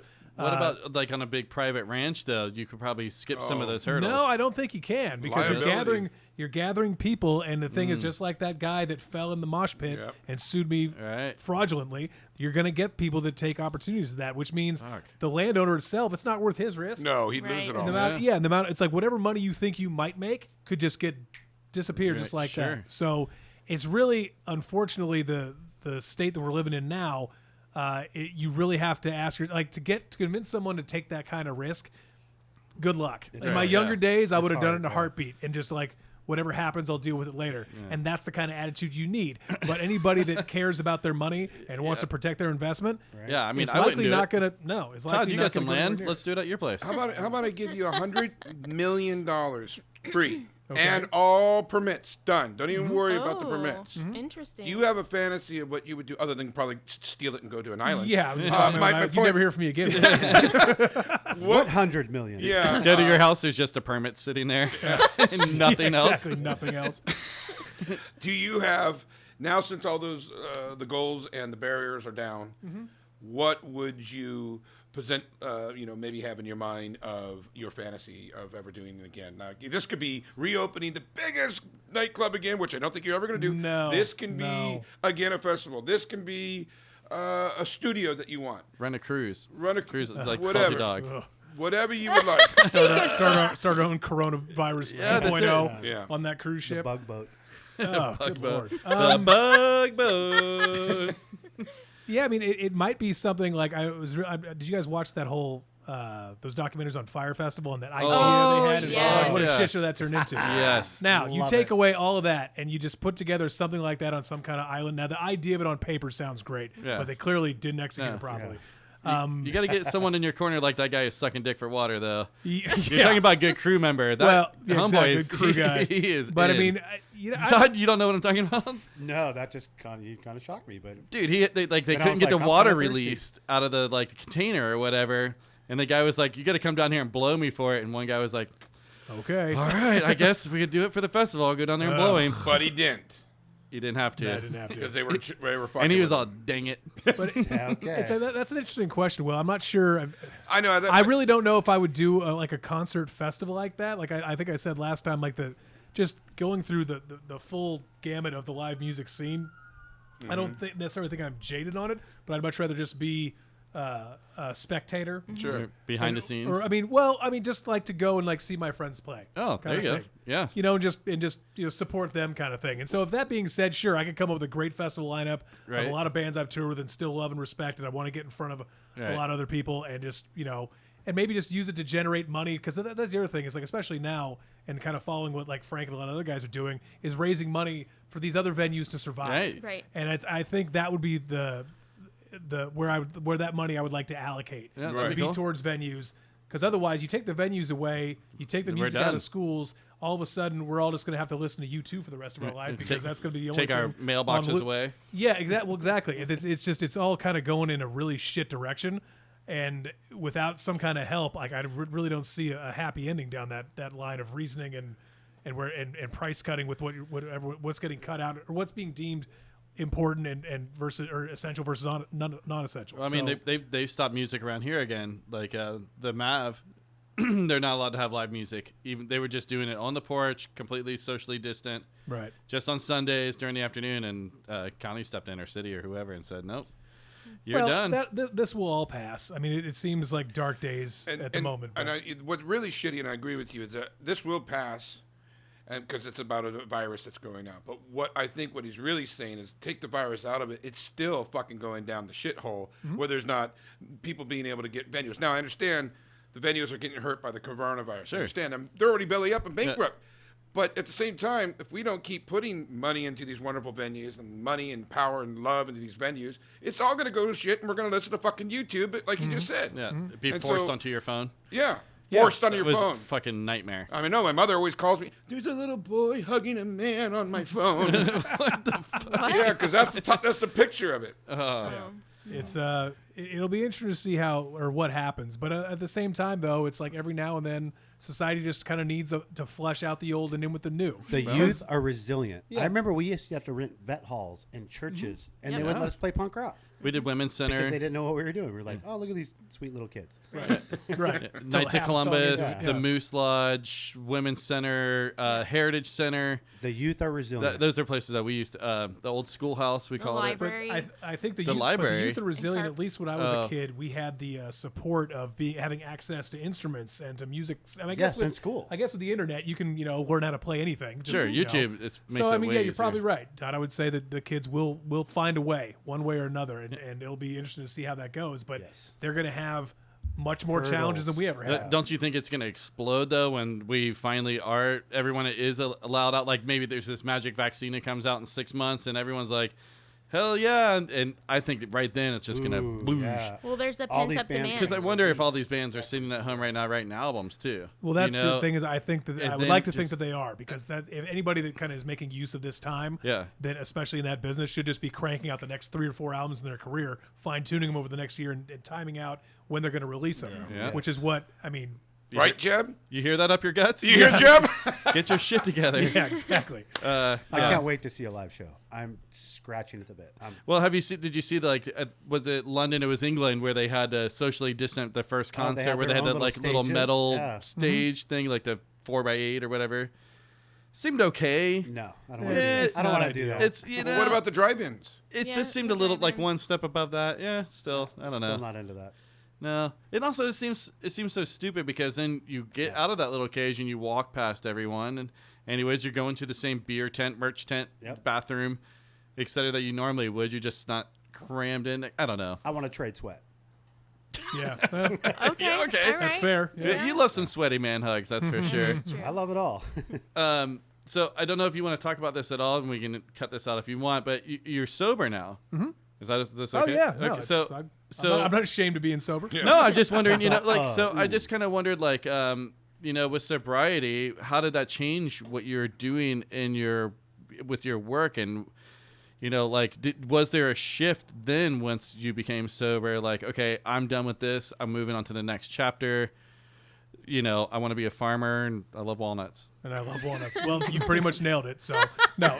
So I think what happened for me, and everyone has their own different story about if they've gone through it. I mean, I was drinking semi-professionally for the better part of 2 decades. Right? Working on it. Yeah. And Still pro. and I think yeah, there you go. And I think it just kind of came down and where there's so much that was going on that I wasn't dealing with the way that I should have been dealing with it. Mm-hmm. And it was like there was what's that Einstein quote which defines insanity as doing the same thing over and over again, expecting a different result. Yep. So I remember it was in England. I was out there with my dad, and Frank Turner had his first festival, and it was the last day of that festival, and we were sitting in the bar called the Halley Arms, which was the Amy Winehouse, cool. the famous place where she basically right. And they had like all kinds of cool memorabilia and stuff all over the walls, and I'm just kind of looking over there, and I had my little whiskey glass. I'm just looking at it, and it just kind of dawned on me that there's no happy ending on this road for me. She wasted it. And exactly. And you're looking at it, you're like, okay, and of course, all of us having been in this business as long as we have, we all know people that have died from alcoholism. It's just, and you got to kind of see. For me, it was just being able to see the writing on the wall, and I kind of looking back, I was like, you know what? I've had every good time there is to have on alcohol, which means the only thing left are bad times. Yes. And that day, I'm like, I'm done. Whoa. And so the next morning, we flew back, and usually drinking on the plane is something Dad and I like to do. I'm like, nah, I'm good. And then that was The start. May 16th was of 2017 So I'm 3 Wow, years and change fantastic. out of the Wow. gate, Good and for you. I was lucky because I'm able to just quit stuff like that. Like I didn't need to go through the through any. I steps. mean, yeah, and not knocking people to do because Yeah, it definitely some helps a people need lot of help. people. And but I mean, I tell the story to people, and they're like, "Oh, fuck you," because they struggle with quitting cigarettes and quitting Sure. everything yeah. else. I'm just like, yeah, I'm just done with it. And I Now, just can never you do really that looked- with relationships?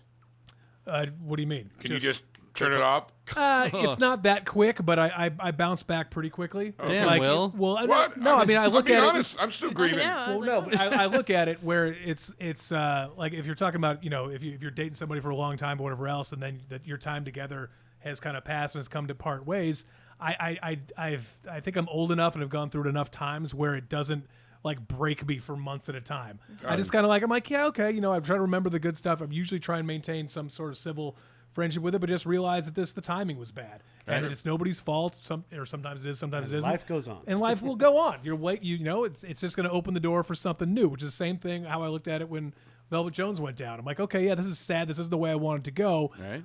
It was, you know, good 20 years of my life, but Love you know that what? place. It opens the door for something else, and the timing of it, like we were talking about last time. I mean, I'm lucky to have gotten out of it when I did because this would have bankrupted us, locked into a lease that would be Oh, wow. required You'd to be pay fucked with right no now. money coming in. Right. Yeah. I dodged a completely fucked. massive bullet. Like Yeah. I didn't recognize it at the time, but the universe was doing me a solid. That's So crazy. So going back to, once you got sober, did Mm-hmm. you, what other kind of big changes were you making right then? What did you do, or did you just stay on the same path, just doing it better? Well, Or- I tried to focus on more of the stuff that I was missing and the stuff that I would just overlook because I didn't want to deal with it. I'd try to face more head on. For me, the alcohol, it wasn't so Right. much. I mean, everyone has their reasons for doing it. For me, I think it was just to kind of just wash away, just to get past as an avoidance tactic. It's like, oh, you know, if I just drink, you know, yeah, and if you can drink your problems away, they just come back, you know, 10 times stronger. So They're still there, but they're you're still hungover there now. Exactly. only if you can remember. Exactly. It So depends on how committed you are. But So I mean, I just tried to just refocus and kind of harness my energy because at that point, like my dad's health was starting to kind of spiral. Or my parents, both their health was starting to spiral, and being down here and having to be able to drop everything at a moment's notice Yeah. to drive up there, it can't just be drunk. it just didn't fit into my rotation anymore. It just wasn't important to me.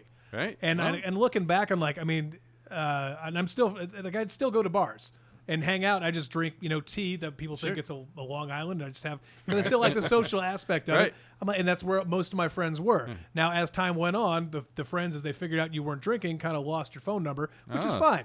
You know, it's like you kind of figure out who your tight circle is, Right. and either they're going to accept you for what you're trying to do and support you, or they're going to be dicks and try and pressure you into drinking. But it's like, Yeah. if coronavirus can't get me to start drinking, nothing can. There you Right. go. Yeah. There You know, you it's go. like, and a bunch of like when my dad had his heart attack and all these other things that were most people just hit the bottle. Right. I haven't faltered, which tells me much like that first tour I did, there was an absolute nightmare that I can handle anything. Right. It's just bring it. You I'm know? definitely guilty of all those. I've been drinking through Corona. People get sick in my family. I drink. You know, been very guilty. Now, question though for you is,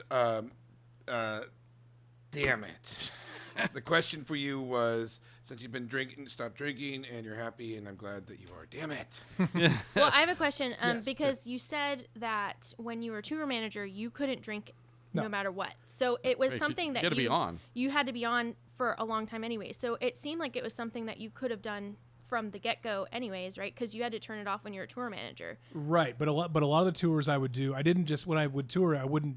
There were tours I would do where I wasn't tour managing. If I was just doing sound, or if I was just okay. doing monitors, Right. Then you can like party me when and the you're crew. The thing was, we'd pack it up the second that trailer shut. We had drinks in our hands, and it was go time until we passed Boom. out. Nice. Wake up in a new city, do it all over again. Right. So was that a hard transition to like not have that? So it was more difficult on the tours I did where I was just an engineer or whatever else to just kind of, but it wasn't really that difficult. It's just a routine. You're just getting a different routine. Like, you know, I'm still hanging out with the guys.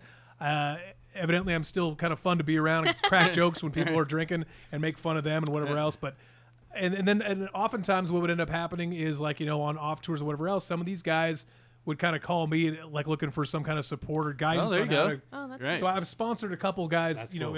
in the just kind of giving back to it, like, hey, nice. you know, how do I deal with this? And it's like, yeah, all right, no problem. Have you ever thought of running for president? It's You really are- hard though. It's really like a switch that really turns off, and you're like, I can't. Like I quit smoking 3.5 years ago.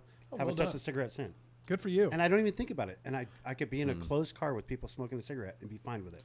There's just a switch that goes like, oh, I that's quit it. smoking I don't cigarettes need about it. 17 years ago, and I still want to smoke cigarettes. Notice But how you smoke Black and Milds, which I- you got me to quit cigarettes to smoke Black and Right. Milds. So I stopped smoking Those Black and son of a Milds bitches are 15 years fucking ago. nerdy. Come on. Has Yeah, it been that long? yeah, since Riley was born. Good I boy. quit when he was born, No, but like not I still want to smoke all the time. I do. I crave it to this day, but I just don't.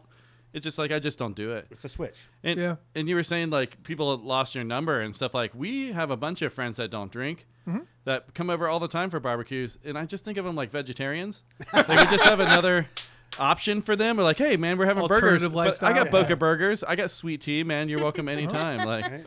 we can still get down with some. Well, it was a settlers. good. I mean, it was a good like kind of social flush. You know, it's like every now and then Yeah. maybe you got to go through your Sure. Facebook and start deleting a bunch of people you just Oh, don't need in your yeah. life anymore. Yeah. And it's and the ones that kind of stand by you and still care about what it is you're doing, whatever else. Those are the Yep. ones that are Yeah. have earned their place on the line. I'm an So- alcoholic, but this is what I want to tell you, is that when I'm not drinking, being around people that are drinking are fucking ludicrous. They're out of their fucking mind. And I'm sitting there going, don't drink, don't drink, don't drink. And then when I, eventually get home and I do drink, I become those people losing their fucking minds. To me, I don't know how you can handle it. No, it doesn't. It's well. The funny Let thing me is, tell you something, let me first tell of you all, something. I can't judge him because I was that dude for Right. 20, 25 years. Yeah. Sure. And it's just but the thing is, what I've kind of turned into is like I know the kind of behavior where I feel like I need to get involved. As far as like, okay, maybe you need to start because you hear about how it starts affecting the rest of their life. Like the thing is, I had the skill to keeping the booze into this nice little box where it didn't really negatively too much affect the rest of my life, where I wasn't Didn't going to dictate your work, or I life. wasn't doing this. Right. Yeah, it was just I was still able to function and Sure. get what I needed to get done. But you see people that are out there drinking that maybe have some kids at home that they should probably be looking after, or that are just kind of dismissing and making just poor choices, and alcohol is just making those poor choices that much easier.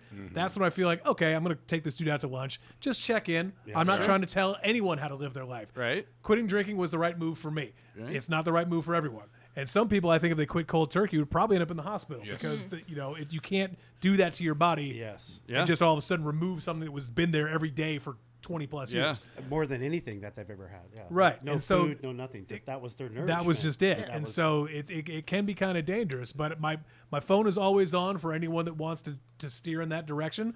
And, that's the thing. It's like I enjoy being able to help people kind of get their shit back together and get back on track. And a lot of times, they'll say, oh, I'll quit for like 100 days and just kind of, recalibrate their system to get right back at it. And then when they start up, maybe they'll quit hard alcohol and just stick to beer. Right, Or just kind of taper off, Stages, yeah. which is fine. I And try to that's- take breaks. You Yeah, know, just like exactly. every now and And- again, I'm like, I'm gonna take a break. Just check Me yourself. and yeah. Will did Sober October last year. We're gonna do it that again was this year. That was last year, and no, I'm not. No. And I will not be doing that. And I tried. I mean, every day we call and be like, I'm so bored. Like you get bored. Like That's the thing. It's just that the first couple nights was the most difficult because I just didn't know what to do with my time. Right, Because yeah. I'm like, it's 9 o'clock. I'm usually pouring a Jameson ginger ale and watching SVU or whatever because there's nothing else Right, to do. yeah. But once you kind of come up with other things to do, which there are a million other things right, to yeah. do. Playing Then guitar, it's a million, recording a podcast, editing a podcast. Yeah. You're learning the et cetera. bass. Exactly. Yeah, trying to so I can come in a Yeah. distant 19th place behind Little Joe. Yeah. Well, shit, man. So, I mean, I know that, like, well, I'm trying to think of how to say this exactly, but like, okay, so like bands, you were saying that, once you get to a certain level, it's kind of people are weeded out, right? And so like drinking is a big thing for a lot of bands because I know it's something that I've fucked up with my entire, let's call it music, quote unquote, career. Get too hammered all the time. And then like, I could be a dick, and then. No. Well, but I mean, it happens, right? I got pushed down on stage once at Soho, but that's fine. I was I there got to wrote a protect you little for write that up in one. the paper for That was that at awesome. news press. But like, so we did talk to a bunch of bands, and just like that, like, I mean, clearly, don't get wasted and play a show. Duh, that's easy. Number one. But Courtney, I know that you have a list of questions, like of other So things that like just kind of advice for people who are trying to crawl their way up. And let's start from maybe like very beginning, like even trying to get their foot into the door. Well, I think I'm happy to. We'll dive into that, but I think back to your point about getting too drunk or whatever else. I think what happens is people get caught up in the excess before it's been earned. Oh. So what ends up happening there is they see bands like Motley Crue, like the we grew Sure, up watching, right, yeah. and they're like, This is "Oh, the way well, you do shit. it." You get to play a show, then you get to do all the cocaine and drink all this and bang all the hookers and do all." Yeah, no. That you have to. There's steps you have to reach to get. Right, up to yeah. that where all of that is because but what happens is bands will play a show or two in front of like 50 of their best friends, and all of a sudden they start taking on alcohol and substance addictions before their brain is even mature enough to be able to properly handle and harness them. So then they just get kind of unleashed, Yeah. and then they wonder why a year later they're broke, everybody hates them, they've lost all their friends. It's Right. just I mean, you just watch it happen, and you can. And a lot of times with bands that would come in, I would kind of say, well, yeah. In the back of my head, I'm like, yeah, I give these guys about 3 months, or next time these guys come into town, they're playing the bowl. Right. And Oh, wow. there's certain characteristics that these groups would have that you could tell straight away how that was going to go for them. That's an interesting one. Okay, so for the characteristics, can you dive into that just a touch? Like, so because I know that you probably have a couple of bands in mind that you thought they're going to the Bowl. And for those of you who are listening, the Bowl is like the bigger venue in our Santa town. Barbara Bowl. Santa Barbara It's Bowl. the last 4,200 cap, I Yeah. think. the last place Bob Marley played. Right. You So know, it's a pretty big infamous. venue. So make it a think drink. of like maybe two of the bands that you thought that. What were the characteristics specifically? Because I think like dialing down into that. Like, was it humility? Like, what was it? Humility, punctuality, Oh. respect for the time of the people that are putting on the shows. You can tell a lot about a band by how they treat the crew working at the venue. Wow. That speaks volumes of it. If they come through and they're just like very respectful, they're 10 minutes early. Right. They're like, "Where would you like us?" All this other kind of stuff. Like, "Can we do this?" Absolutely. And if their tour manager's on point, they already have the Wi-Fi passwords and where Yeah. the local Starbucks is. All that stuff's been taken care of. So when they show up, they're happy to be there. Right. They feel privileged that we're opening the doors for them to do their thing. You get the acts that come through there. Now, every now and then, one of the acts on the other side of that spectrum will still make it. You know, the luck has a bit to do with Yeah, it, but it's sure. but they get straightened out pretty quick. Whether it's when they get a major label tour manager that kind of whips them into shape Right. and lets them know that kind of shit isn't tolerated. But I mean, just a few little tips for when you had NSYNC come in there, what were they like? Were they rude or were they nice? In Sync. We never or had bad? NSYNC. No, I meant I know, I was Boys, like, we never what? had them either. Backstreet Boys. No. Oh, I thought No. you guys had all those. I thought No. that was what made your. No, we were not built on the sweat of boy bands. That was not, I was like, what are you talking about? I'm no, joking. I know you are. I'm sorry. It was a lot of we were built on like the Blazing Haleys and the RKLs and the Lagwagons, Right, of course. and the Will Ridges and the Mad Caddies and like right. all the. I mean, that's where we kind of got our building blocks from. And then you get, guys like, I mean, for example, like we talked about last time when the Foo Fighters came in. As professional as those guys were, They were there. They knew exactly what needed to get done, how it was able, and they were very respectful about it. They were firm with what they made because they didn't have time to waste, arguing about whatever. They're just like, this is how it's kind of going to be, and they're it all- professional. Exactly, it ran like clockwork. And I would like to stick up for myself too, real quick. Like as far as like what you're saying, being nice to the crew and stuff. Bartenders love me. The crew always loves me. I'm very friendly with them. I just get too drunk. Well, but see, that's the thing. tip. That's I like- what people are going to remember. Like as far as the venues concerned, I remember bands that come through. Whoever comes through, maybe there's 30 people there, but if you guys had a great time, you came and Yeah. drank a lot, had a blast. Yeah. When your name pops back into my head, I'm like, yes, book them. Yeah, I do that. I feel like that. I'm like that way with like promoters and other people too. Like we all get along. I remember their names. We all hang out when we get a chance. But I still blow it. I mean, just the easiest, or one of the tips I would give bands coming up, especially when you're playing at venues, is just try and leave the place in better shape than you found it. Oh, nice. Like Yeah. don't disrespect No the stickers, stage. no graffiti. Don't tag the place up. Don't make more work for somebody else because those are the people that I'm like when again it pops I remember in my you head. I'm yelled like, at me one Fuck time them. for Like, yeah. giving out free stickers. And Oh, you're yeah, like, no I stick- just had this place painted. yeah, exactly. And you we gave gotta out go free through and stickers. or you know what? Give them stickers as they're leaving. Don't give them to them at the show. Don't. Like, That as didn't they're even coming in. occur to me though. I'm like, I was that's- just like, you want to throw it out on the bar, like, hey, like we're a band that's playing, so you kind of like get excited that your band is there, but it totally made sense. So then they Once should you're like, ask dude, I when just they do that fucking kind of painted. thing. He hates Yes, you. have, That's a tip right exactly. there, No, man. That's a tip. If you go, just treat the venue as if it was like your own living room.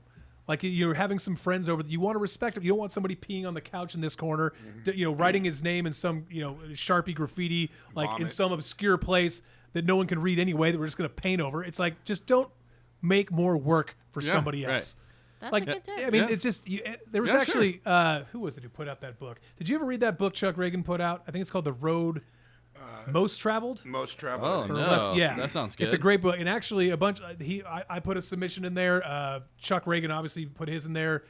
Most of the guys I toured with have something to say in there, and the basic gist of it, if you ever had a chance to read it, is basically just that. Just don't be a dick. Yeah, be an it's easy. asshole. It's pretty easy. You know, and these are guys that are in bands that have Right. broken that ceiling, and it's like if you get nothing else out of it, Right. If a band, I recommend that book to anybody. That's awesome. Coming I wanna up. That's check a that out. good But recommendation. unless you're a president, you can be an asshole. You can do I whatever guess. your way and still get succeed. That's right. Well, okay, so then that kind of ties into one of the questions of what should a band do or avoid doing in the introduction phase of communicating with a club or promoter, club owner or promoter.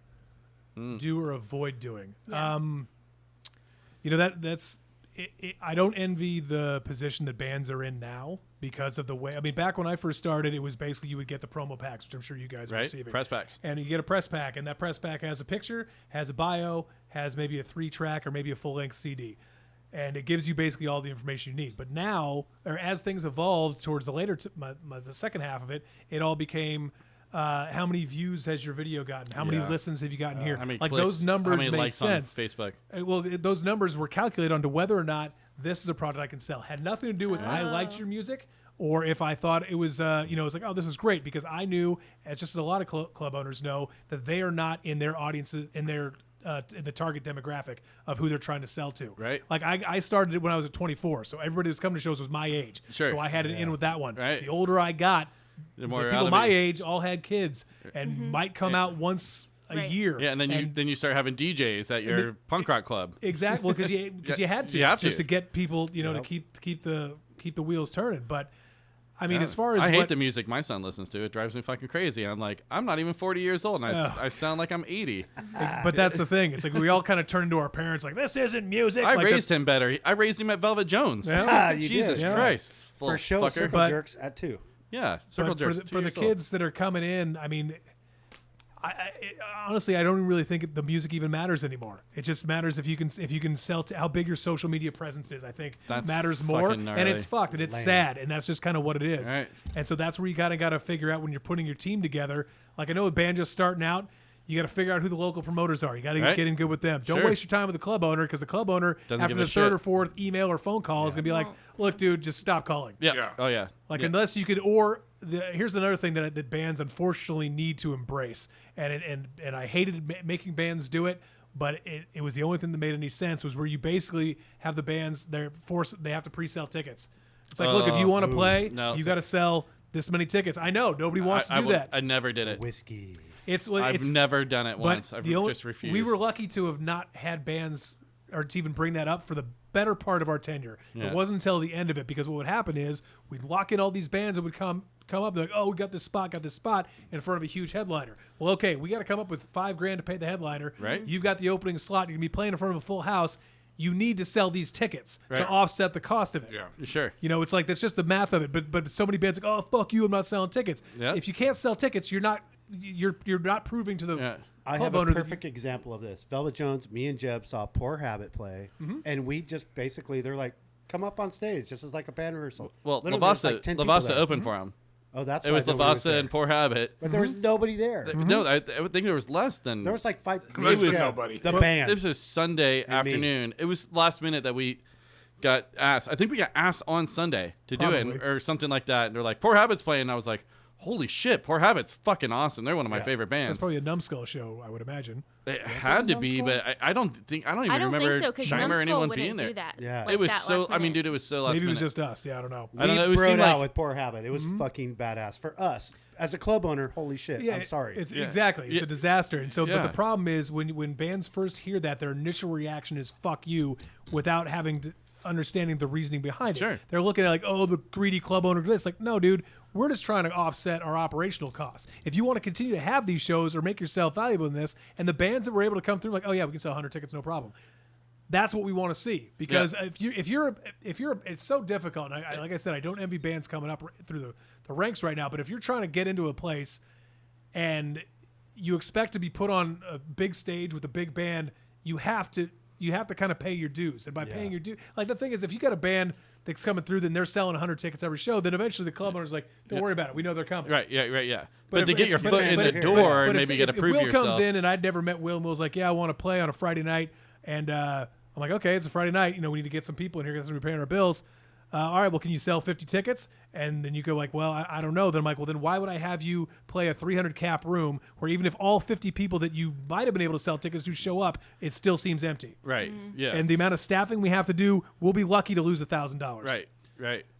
So basically what bands are asking club owners to do is to basically eat shit so that they can play. Why are you And picking on Will? That doesn't Yeah, why'd you use my name So on that's that? Yeah, right. But that's a Who's really played good your club insight. more than anybody? So that's why I'm picking on Will, because I think it's complete so. Then I lunacy. think it goes back to what you're saying. It behooves them to get on with a promoter who's going to put them as an opening spot on a bill where the promoter's taking the damage. Or if there's one guy in the band that plays that role. Like in some bands have Sure. that. Every where band they're just on, about has the mommy. where they're on top of the social media presence. They're getting the music out there. They Yeah. played enough backyard parties where there's enough people that come that think they're good, where it's giving them the vibe that they should be able to play on a stage in Right. front of, or not. It's not the word I'm looking for, but that gets them to that place. Whereas the band that sits there and records on a little 8-track a couple songs they've never played live, and it can't understand why they don't get to open up for Yeah, right. Blazing Haley or Sure. NoFX or whatever. It's Yeah. like, well, what about this says we'll listen to the CD? It's like, yeah, I did, but It's fine. It's you good. have you made the effort to get it in front of other people Yeah. enough where they're willing to pay $10 to hear it? It's so hard If to the get answer is no, then you're going to It's get so the hard same- to get that first step. Like as a young man, I've been through all this, so I'm like, try to get into these venues or clubs to get that first show. Just give me Right. that first chance, and it's Because damn near impossible. I almost think the mentality is that once the demo is made, like, oh, that was the hard part. No, I've never thought. Well, no, but as yeah. far as a band comes out, like, I've got this demo, now sky's the limit. Right. No, you're just getting started, son. You Yeah. got to get out there Yeah. and get that in front, and For and talk years. to the right people and, and be like, keep okay, sell it. and keep making and content, keep working on content, it, getting content. fans, and just giving the content, and that's the nature of it with social media the way it is. You just got to keep overloading the content, That's it. overloading A because the lot. kids, I'm guessing, have some kind of short-term attention span. everyone where, does. And it just kind of comes back to the way people listen to albums or get their music now, as opposed to when we were growing up. Right. Like we would buy the album. Like I remember buying like a Jane's Addiction album and listening to that shit front to back. Oh, yeah. and loving it. I'm like, yeah, man. this is how they intended me to listen to it. You're reading the pamphlet. You're You're getting doing the all whole of thing. that. Yeah. Now you see staring some at it. you see some kid who's like, oh, they don't even like a whole song. Nope. They like the first verse and chorus they saw on YouTube. Now, where's that money coming from? Now Right. you get monetized by a certain amount of spins on YouTube, but how is that artist supposed to make it? Sure. Yeah. Which means they have to have the podcast, they have to have the Everyone's- behind the scenes and all this other. It's Everyone's got to change the way the whole music industry is just. you have to changing. adapt. I mean, stand-up comedians are doing that too. The way they do it now, because they know kids, younger people, don't have that attention span. So, like traditionally, stand-up comedians would have their big joke at the end, right? They're going to end strong. Now they're putting them right in the beginning just to get you into Right. the fucking thing. And like I've seen bands like, let's say like Flatliners start with eulogy, boom, right out of the gate when there's not a big show.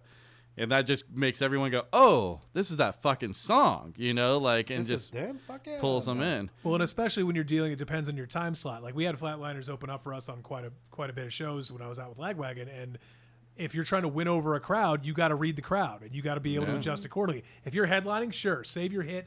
Your fans are there anyway. Right. Make them stay the whole way through. Yep. If you're trying to win fans over, give it to them early. There's a It's a- whole science kind of. it's weird, man. That's into it. really good. That's a good tip, though. You really have to know your audience and who you're trying to win over. Like we were doing one of the first tours I did with Frank was we were opening up for Social Distortion. Now Social Distortion's a great band. Their fans are Social Distortion fans. Right. They're there. They'll sit For there. them, yeah. They're for Social Distortion, and we had to win. And he had to win them over every night. Sure. And he did. He came out and just gave it to him. And by the end of it, like the first 3 songs, everyone's sitting there with their arms crossed and just staring at him like, prove it to me. Yeah, give it to or me. I'm going to go to the bar. Fuck this guy. Yeah, sure. By What the do you third got? or fourth song, people are going, "Oh, I We think I gotta know start this dude." strong. And he's again one of the best people. God, I mean, at Frank doing Turner that. opening for Social Distortion, that is a tough crowd to It was win over. it was Frank Turner opening up for Lucero, opening up for Oh, Social shit, Distortion. yeah. So, yeah, dude, yeah, that's a tough one But to win dude, over. but the thing was, he But put in it's his Frank time. Turner, so he could do it. put in his time, and he did it right. And like after every, he's one of the dudes like as an opener, show's over, he's at the merch booth 10 seconds after, Yeah. Nice. signing autographs, Meeting taking people. pictures, Doing it. meeting everybody. Changing lives. Good. Absolutely. People just going, oh, I drove 7 hours to see you. I remember one show. We were in Chicago. lives, yeah. Somebody's drove. They missed his show. And so most guys are like, oh, that's too bad. He's like, 1 second. Got his tour manager on the horn. They found some little pub that agreed to let him come and do an after party at because those people missed his show, and we filled that with 300 people, and there it was. I love Frank Turner. awesome. Or he'll do that. Or if that wasn't available and the location we're at is kind of out in the middle of nowhere because it's a bigger venue, he'll go out in the parking lot and play for another hour after doing an hour already. That's awesome. The guy's a machine, and and that's Amazing. why he's at where he's at. He put in that time and Right. and knew that then some. to keep those fans, engaged in what he's doing, he had to give it to him, and he gave it to him every night. He's a modern Dane Cook. Dude, that guy hustles, man. It's something to be inspired by. The way that guy runs his business, and for bands coming up, like take Work. note of what that dude's doing. Just Say going it. above Say and the beyond. tagline. Take notes, motherfucker. Oh, that's right. Yeah. Well, it got to a point where we just called it turnering, which basically meant like it's like, oh yeah, he's like, what this band needs to do? They need to start turnering. And what that basically meant was you're on the clock from the second you hit that stage until the last person leaves. Not when the last note is played, when the last person leaves. A lot of bands will like to, and here's one thing that I had very little patience for, especially after touring with some of the worst artists he does, is when you go back, they're like, oh, the show didn't sell that well or whatever else, and yet they're all sitting backstage while people are leaving and they're bitching about how little money's coming through. It's like, well, if you wanted to really up your merch game 30%, you'd be out there at your merch table, Right. announce it at the end of your show, taking Wow. pictures. Dude, people buying posters are 5 times more likely to buy one Yeah. if they can get autographs From on the Oh, dude. tape fuck yeah. From the dude. from the Oh, guy yeah, that just yeah. did it. Yeah. Because they're like, who knows? Either A, they're big fans, or B, maybe this is worth Right. something on eBay someday. Right. You just gotta turner it. You just gotta put in the time. B. And Steve so Soto. Soto did that all the time, dude. He was badass like that. you just go out there and honestly, it just shows a level of humbleness with the crowd because where your money's coming from. It's like without the crowd, there's nothing. Right. Yeah. If without the fans, you've got nothing, and Right. nobody knows that better than that dude. And so, Awesome. and he used that to keep ascending that ladder. And it's like when bands ask, most of the advice I give bands coming up are stuff that I learned from watching him. Wow, that's good. That's high praise. That is. Well, I yeah. mean, it's Yeah. No. Yeah. it's the I mean, truth. makes It is sense. what it is. So, Court, we got to go pretty quick, but do you have any last couple ones? Because she did like an online poll and stuff, so we did get Oh, some questions okay. from bands. So I'm not just sure wanted to if make this sure is we something that squeeze 'em you in. could speak to, but do you have any thoughts on how bands can get a manager? Like how you've seen other musicians do that, get into that process? On getting a manager, well, I mean, the 'Cause you thing get- is, you just a lot of times what is that they just got to keep putting their stuff out there, You and a get lot of times those managers will come. Will to come them. to you. It's Okay. not well. That's the thing is because that's what the manager and the promoter and all that. That's their business. They need to find. They're looking for a product that they can sell, which is just like any business. Yeah, just- and so by being the band that's say you're growing up in Santa Barbara, try and get yourself, start playing those Ivy House parties where a lot of bands started out, and then from that, because I mean we used to do that when I would go out scouting for bands, and felt like the well had dried up. A couple of us would just shut the bar down. We just walk around, be the old guys walking around Ivy. The old Be like, creepy "Hey, guys." who were these guys? And then just if we thought Yeah. we saw the crowd, they were Right. doing it. That's the thing. It's like if the It's old school. depending on the town that you're in and how hungry the venues are for bands to come through. I mean, it's not going to happen all the time, but I mean, we fished out bands like Iration and Revolution. Right. Came out there, were like, yeah, you guys kill it, and people just loved them, and we saw yeah. real early on, and we knew those guys were Yeah. on their way. We're Yeah. like, okay, let's get them early, and then Iration, those guys were nice enough to no matter how big they got, they would always do one radio show a year for like $9.29 or whatever, Right. or a free show for they would just always give it back because. Right. Yeah. Just as kind of like, hey, this is our hometown. This is what, even if they were playing the bowl the next day, they'd still Sure. do some, and just come back through. And so, I mean, it probably didn't answer your question about like advice No, for no, bands that- getting that was- managers, yeah. but Well, no, I mean that's it. You just got to put out content and You stuff. got- I mean, there are a lot of bands a lot of bands that are in places that don't have an Isla Vista, where it's a college town where you can just go see house parties. We have a lot of bands that we play there from lucky. Nebraska. Lucky. Yeah. And like you're like, well, how do you take that next step? well, it's just But it's the content. It's the content, but it's Just also content, it's content, developing the relationships with other bands in that area. Which Because they're doing. like I said, when we first started out, it was word of mouth that got us our bookings more than anything else. You get two bands that play there and have a great time. Like every person, what is it? What's the stat? Every person with a complaint tells like 7 people.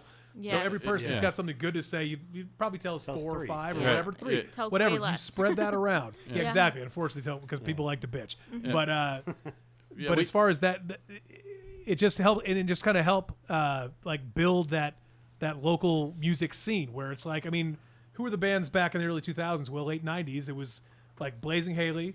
It was Love 'em. you guys, the Kinsella Brothers. Kinsella Brothers. Who were the other? God, I'm just drawing a blank.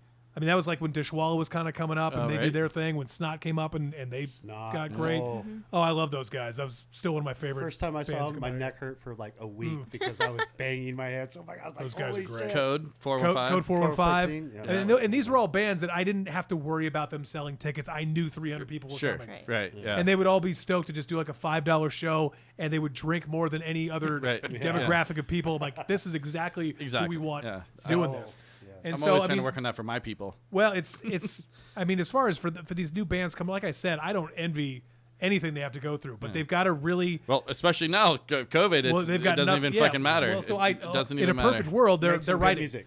They're writing. God willing, they're writing Yeah. and just getting and fine tuning it, and maybe just coming up with like the next 2-3 World's albums. going to be a beautiful place pretty soon. Yeah, Lots hopefully. of new music. And Hopefully. one really last quick question, because you've kind of alluded to to this, but I just want you to be super specific. So, what behaviors have pissed you off the most in your different careers as you're coming across people? Because I mean, you kind of alluded to it because you said be on time.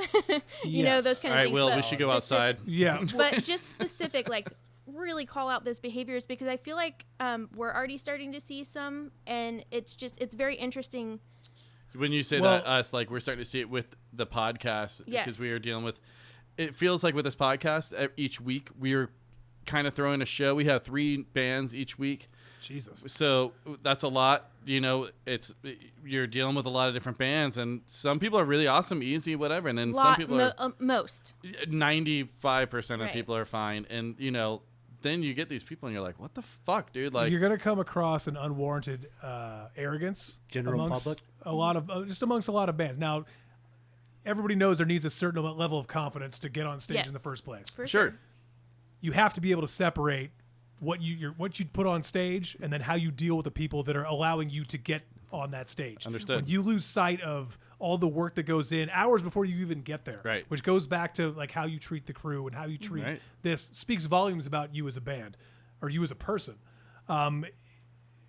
It's, I mean, like, don't trash the place. Like, just have just a general respect for the people around you, the things around you.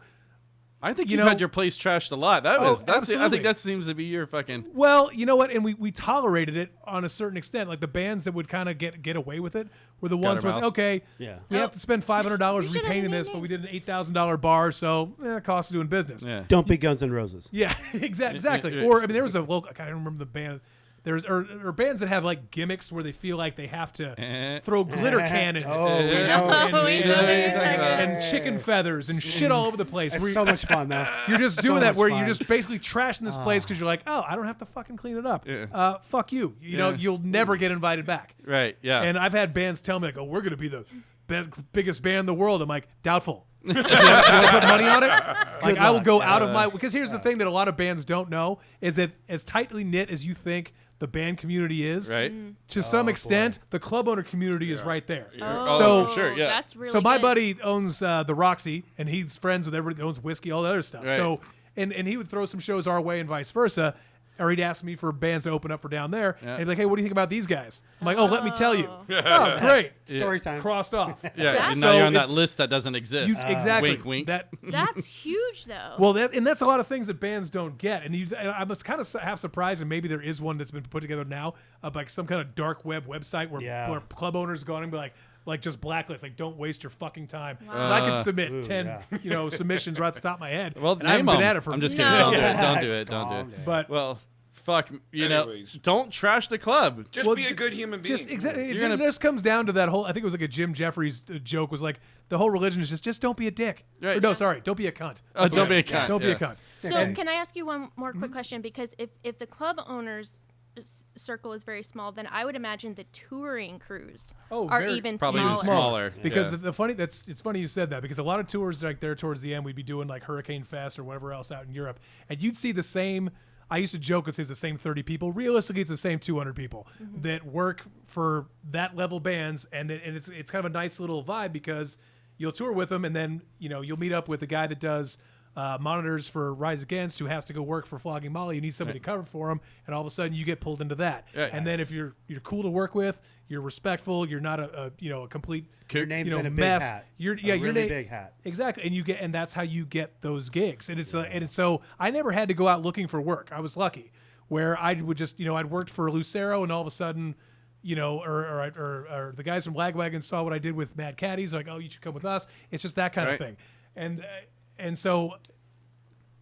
I mean, you just gotta be respectful. You cannot go out there thinking that you're God's gift to the music world, because you're not. There's a million of people that are way better, that are way cooler to Right. be around. And people are just people. That's the thing. Like every, let's say, quote unquote rock star I've ever met, which I've met a shitload of people the people are just people. Like they're not, Leave your unless ego like in you were the saying, mirror. like I like there's the that. person that's on stage and the person that's talking to the crew.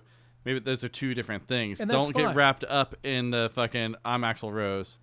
Right. What? Well, I What are mean, you trying to say? Nothing. I just said leave your ego in the mirror. Oh, Exactly. I mean, Okay. and the thing is, I mean, I've got a ton of stories about bands like when I was thinking about it, because when I drove back down here. How much time do we have left? oh, we got a couple minutes. Yeah, Okay. whatever. So It's almost 4:20. I don't know. I mean, if you guys started listening to, like, I started listening to CDs of bands I used to listen to when I was like in high school and college, thinking, okay, let's just kind of see how my tastes have changed, and then kind of my relationship with that artist that it came through Velvet Jones, and then how I react to it now. And like I was listening to the Pixies, Yeah. first album, Surferosa, right? Yeah, love it. man. We were kids. Okay, this is going to be a very unpopular opinion. Listening to it as an She's adult. wearing a T-shirt. She's I wearing a know. Pixies T-shirt. Now, am. I'm just talking about this one album. Okay, I go still ahead, love go the ahead. Pixies. Yeah. It was Go their ahead. first record. Okay. Here we go. And I was like going, okay, and I loved Where's My Mind, and when Sure. I was in a band, we would cover Pixie songs. I'm going, I was way into it. And then fast forward to when Frank Black played at Velvet, I was kind of like a little starstruck. I'm like, oh, dude, this guy wrote all these songs that my band was very much influenced by. And he's kind of a weird dude, Yeah, good guy. sure. But I'll never forget, he played just about a 3-hour set at Velvet Jones on like Yeah. a Tuesday night, right? That's Wow. crazy. And we're just going, okay, and the crowd, it kind of wore him out. He lost about 10%, but the diehard fans were all about it. And so we finished playing, and he walks off stage, and everyone leaves. And I go to settle up with his tour manager, or I go to talk to I guess Francis. I go to talk to him after the show. I'm like, hey, man, great show. And his tour manager kind of stopped me. He's like, oh, Francis is a little upset. I'm like, immediately going, what did we do wrong? Did somebody do Right. something? Like, what happened? Thinking, oh, fuck. Back to that whole thing about how you want to make it so the bands want to come back. And this is Right. definitely a dude I want to come Yeah. back. And I'll never forget the tour. I'm like, well, what happened? He goes, well, he's a little upset that the band didn't ask for an encore. I'm like, dude, you just played for 3 fucking hours. Yeah. I didn't know you had any more songs. Yeah. Like, you literally Holy played shit. everything. And I'm just like, just that kind of like, But what? that's your fault? Well, that's the thing. It's like, I knew it instantly it wasn't my fault. But the thing Right. is, Right. Wow. You weren't band even allowed to members talk have to that. him. And so Don't then talk to fast me. forward to 3 days ago when I'm listening to Surferosa on my way down here, I'm going, if you played this to me for the first time now, it takes 7 tracks to get to Where's My Mind. And those first, especially with my tinnitus and all the high pitch, I'm like, it just sounds like noise to me. And that's just me getting older. Now, I'm not disrespecting that band at all. I love Doolittle. I mean, a lot of the albums, but that one in particular, because I only had 2 CDs I came across. It was that one and Rage Against the Machine for an 8-hour drive. Oh, That's just on loop. fuck, You Wow. just listen to a lot of Rage. Oh God! Yeah. By this, I was just like, skip back to Rage. Let's do this again. Jesus. But and then, like the same thing with like when like my relationship with Motley Crue and Tommy Lee's whole thing. So everyone grew up loving Motley Crue. Right. So when I was out trying to find bands, I remember going to they were playing at the Whiskey at the time, and it was Metal School, which is now Steel Panther. Okay. Now, if you're not familiar, these guys are recreating Oh, yeah. that 80s hair metal Yeah. like Steel to a Panther T. fucking Yeah, yeah. They're so good. We had them at a residency for Oh, every yeah. week for a long time. Anyway, so one of the first times I went to see there was when I had my Liberty Spike Mohawk, right? And so Steel Panther or Metal School thought it'd be funny to pull me up out of the crowd to kind of like, oh, let's clown this idiot for Right. just Right. looking like that. And they're like, oh, well, could you play? I'm like, yeah, I play a little bit of bass. And then they called up Tommy Lee to play drums. Oh, And then they called Oh. up David Draymond to play the singer from Disturbed to sing. And we played, Oh, and I'm like, and I knew all those. I knew the bass lines to metal songs are Yeah, not difficult. right. So I'm like, all right, yeah, what do you guys want to play? And so they're like, oh shit, all right. So that we played. I think we played Pour Some Sugar on Me. Now, unfortunately, this Wow. is before YouTube. No, I can't find any video footage of this. That'd be anywhere. awesome. But it did Wow. happen. But then after Love that, it. you know, we're hanging out, and you know, Tommy Lee's doing his own thing, and I didn't really know much about, because back then, keep in mind, this is like, no one had access to all of this dude's life. I didn't realize right. everything this dude went through until I listened to his book. Right. Like on one of my drives, I'm like, holy shit. And I tried to piece out where in Where- that timeline I sure. fit in. Right. And then I came back again. He's got a big dick. Yeah, evidently. You can honk a horn with it. But then fast forward to like 6 years after that, an old employee of mine, her husband was his publicist and knew I was going to see Daniel Tosh that night. And we had Taylor Hawkins playing at Velvet Jones that night. Tommy Lee wanted to go see Taylor Hawkins, but Obviously. didn't want to get mobbed. So it was my job to kind of, you know, route him through the back of Right. Arlington, through the back alley, and get him up there. And Tommy Lee's very. This isn't a great story that ends with like, oh, we broed out all night. He was kind of like Right. more annoyed by me than anything else, because I was just we put him upstairs in that little area, Yeah. and we were sitting there watching. All he wanted was a case of like Budweiser cans, and we're sitting there, and of course I'm trying to talk to him, Sure. like an idiot, while Right. he's trying to watch his friend play. And eventually he just turned to me and said as much. He's like, dude, do you mind? I'm just kind of here to see him. I'm Right. like, Was it the Foo Fighters show?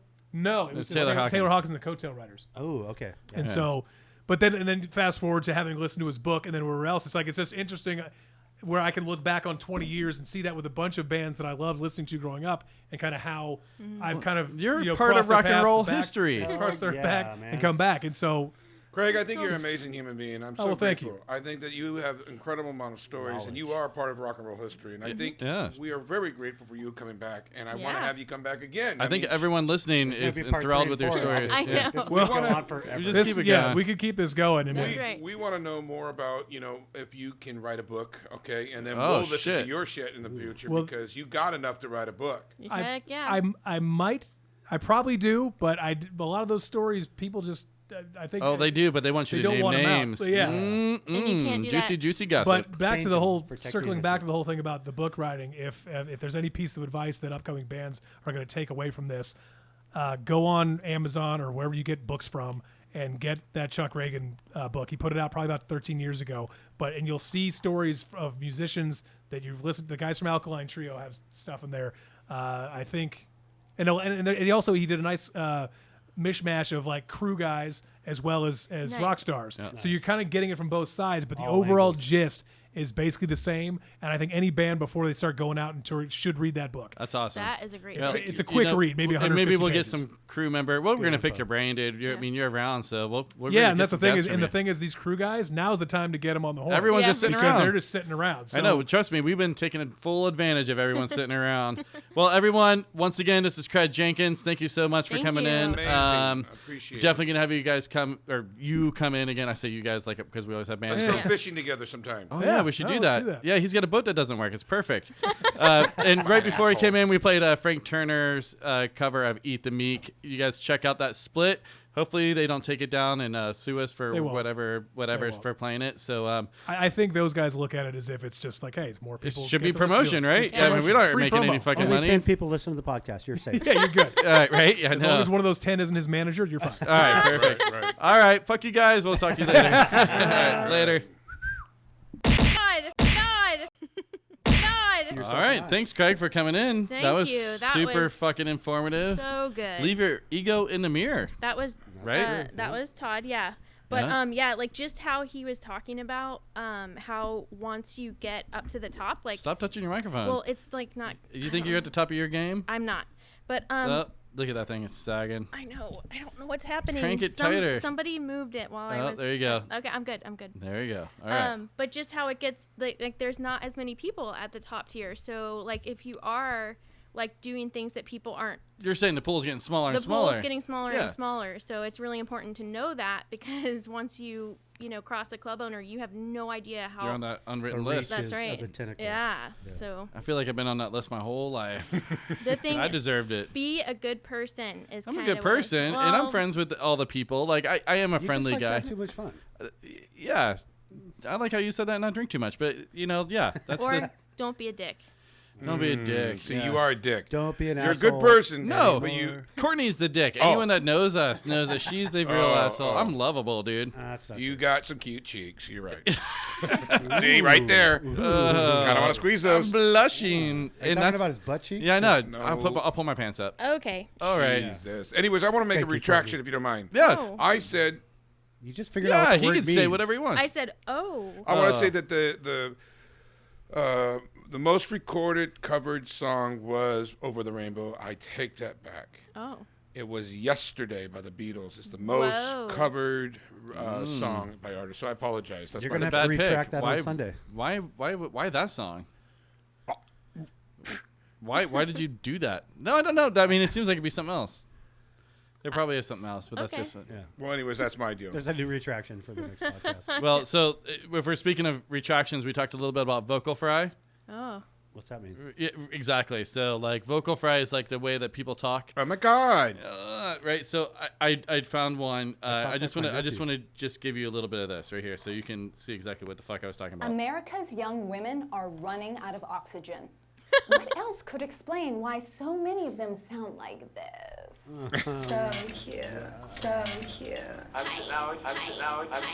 Just kind of like my, motto, Kim and Chloe just don't get it. Believe it or not, there's a scientific term for the way a Kardashian speaks, and it's vocal fry. It's called It's a Oxycontin. low, creaky Vocal vibration fry. produced by a fluttering of the vocal cords. Speech pathologists call it a disorder that verges on vocal abuse. Right, it's a fucking and disorder. here's what it looks like.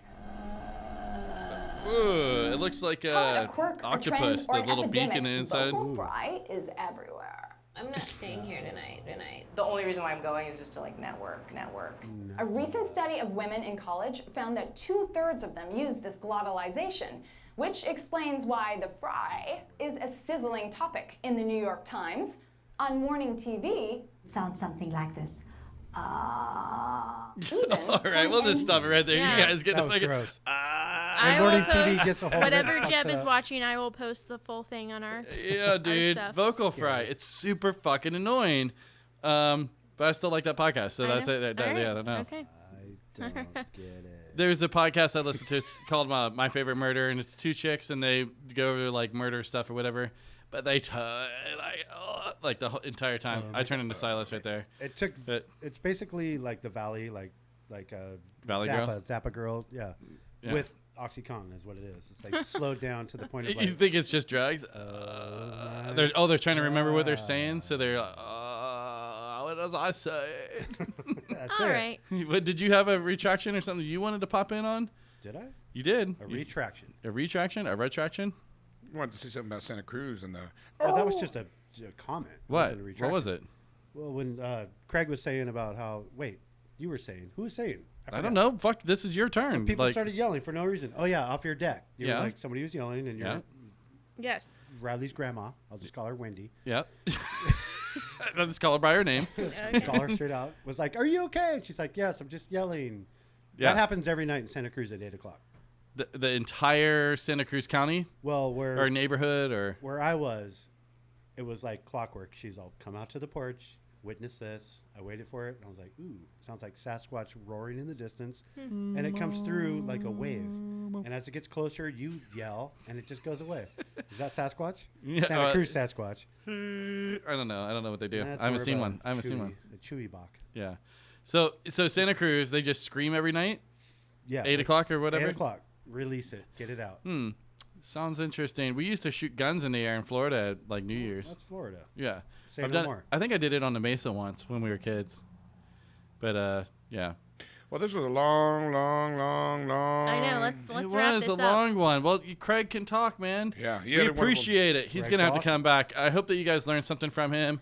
I Dude, know the I nuggets, didn't. The nuggets that hard to he learn. dropped were so big. So it seriously, like that was just a master class right there. Yes. From somebody who's been in the industry and who knows it. So That's right. So stoked on that. All right. Well, fucking let's do this thing. Yeah, I'm ready to go swimming at the pool. Thanks for letting me come in, Jeff. Miss you. All right, you guys. Thank you for tuning in. Where it sounds like nonsense. Thank you, Todd, for filling in for Jeff. Thank you, Thank you, Todd. Did you have a good time? I had an awesome time. Nice. We heard some good bands this week. Who did we hear from, Courtney? We heard from Lost Planet Airmen, Wishful Thinking, and again, we had Craig's pick for the Frank Turner. Very That's right. good. Very good bands. That was awesome. Yeah. Any last thoughts, Will?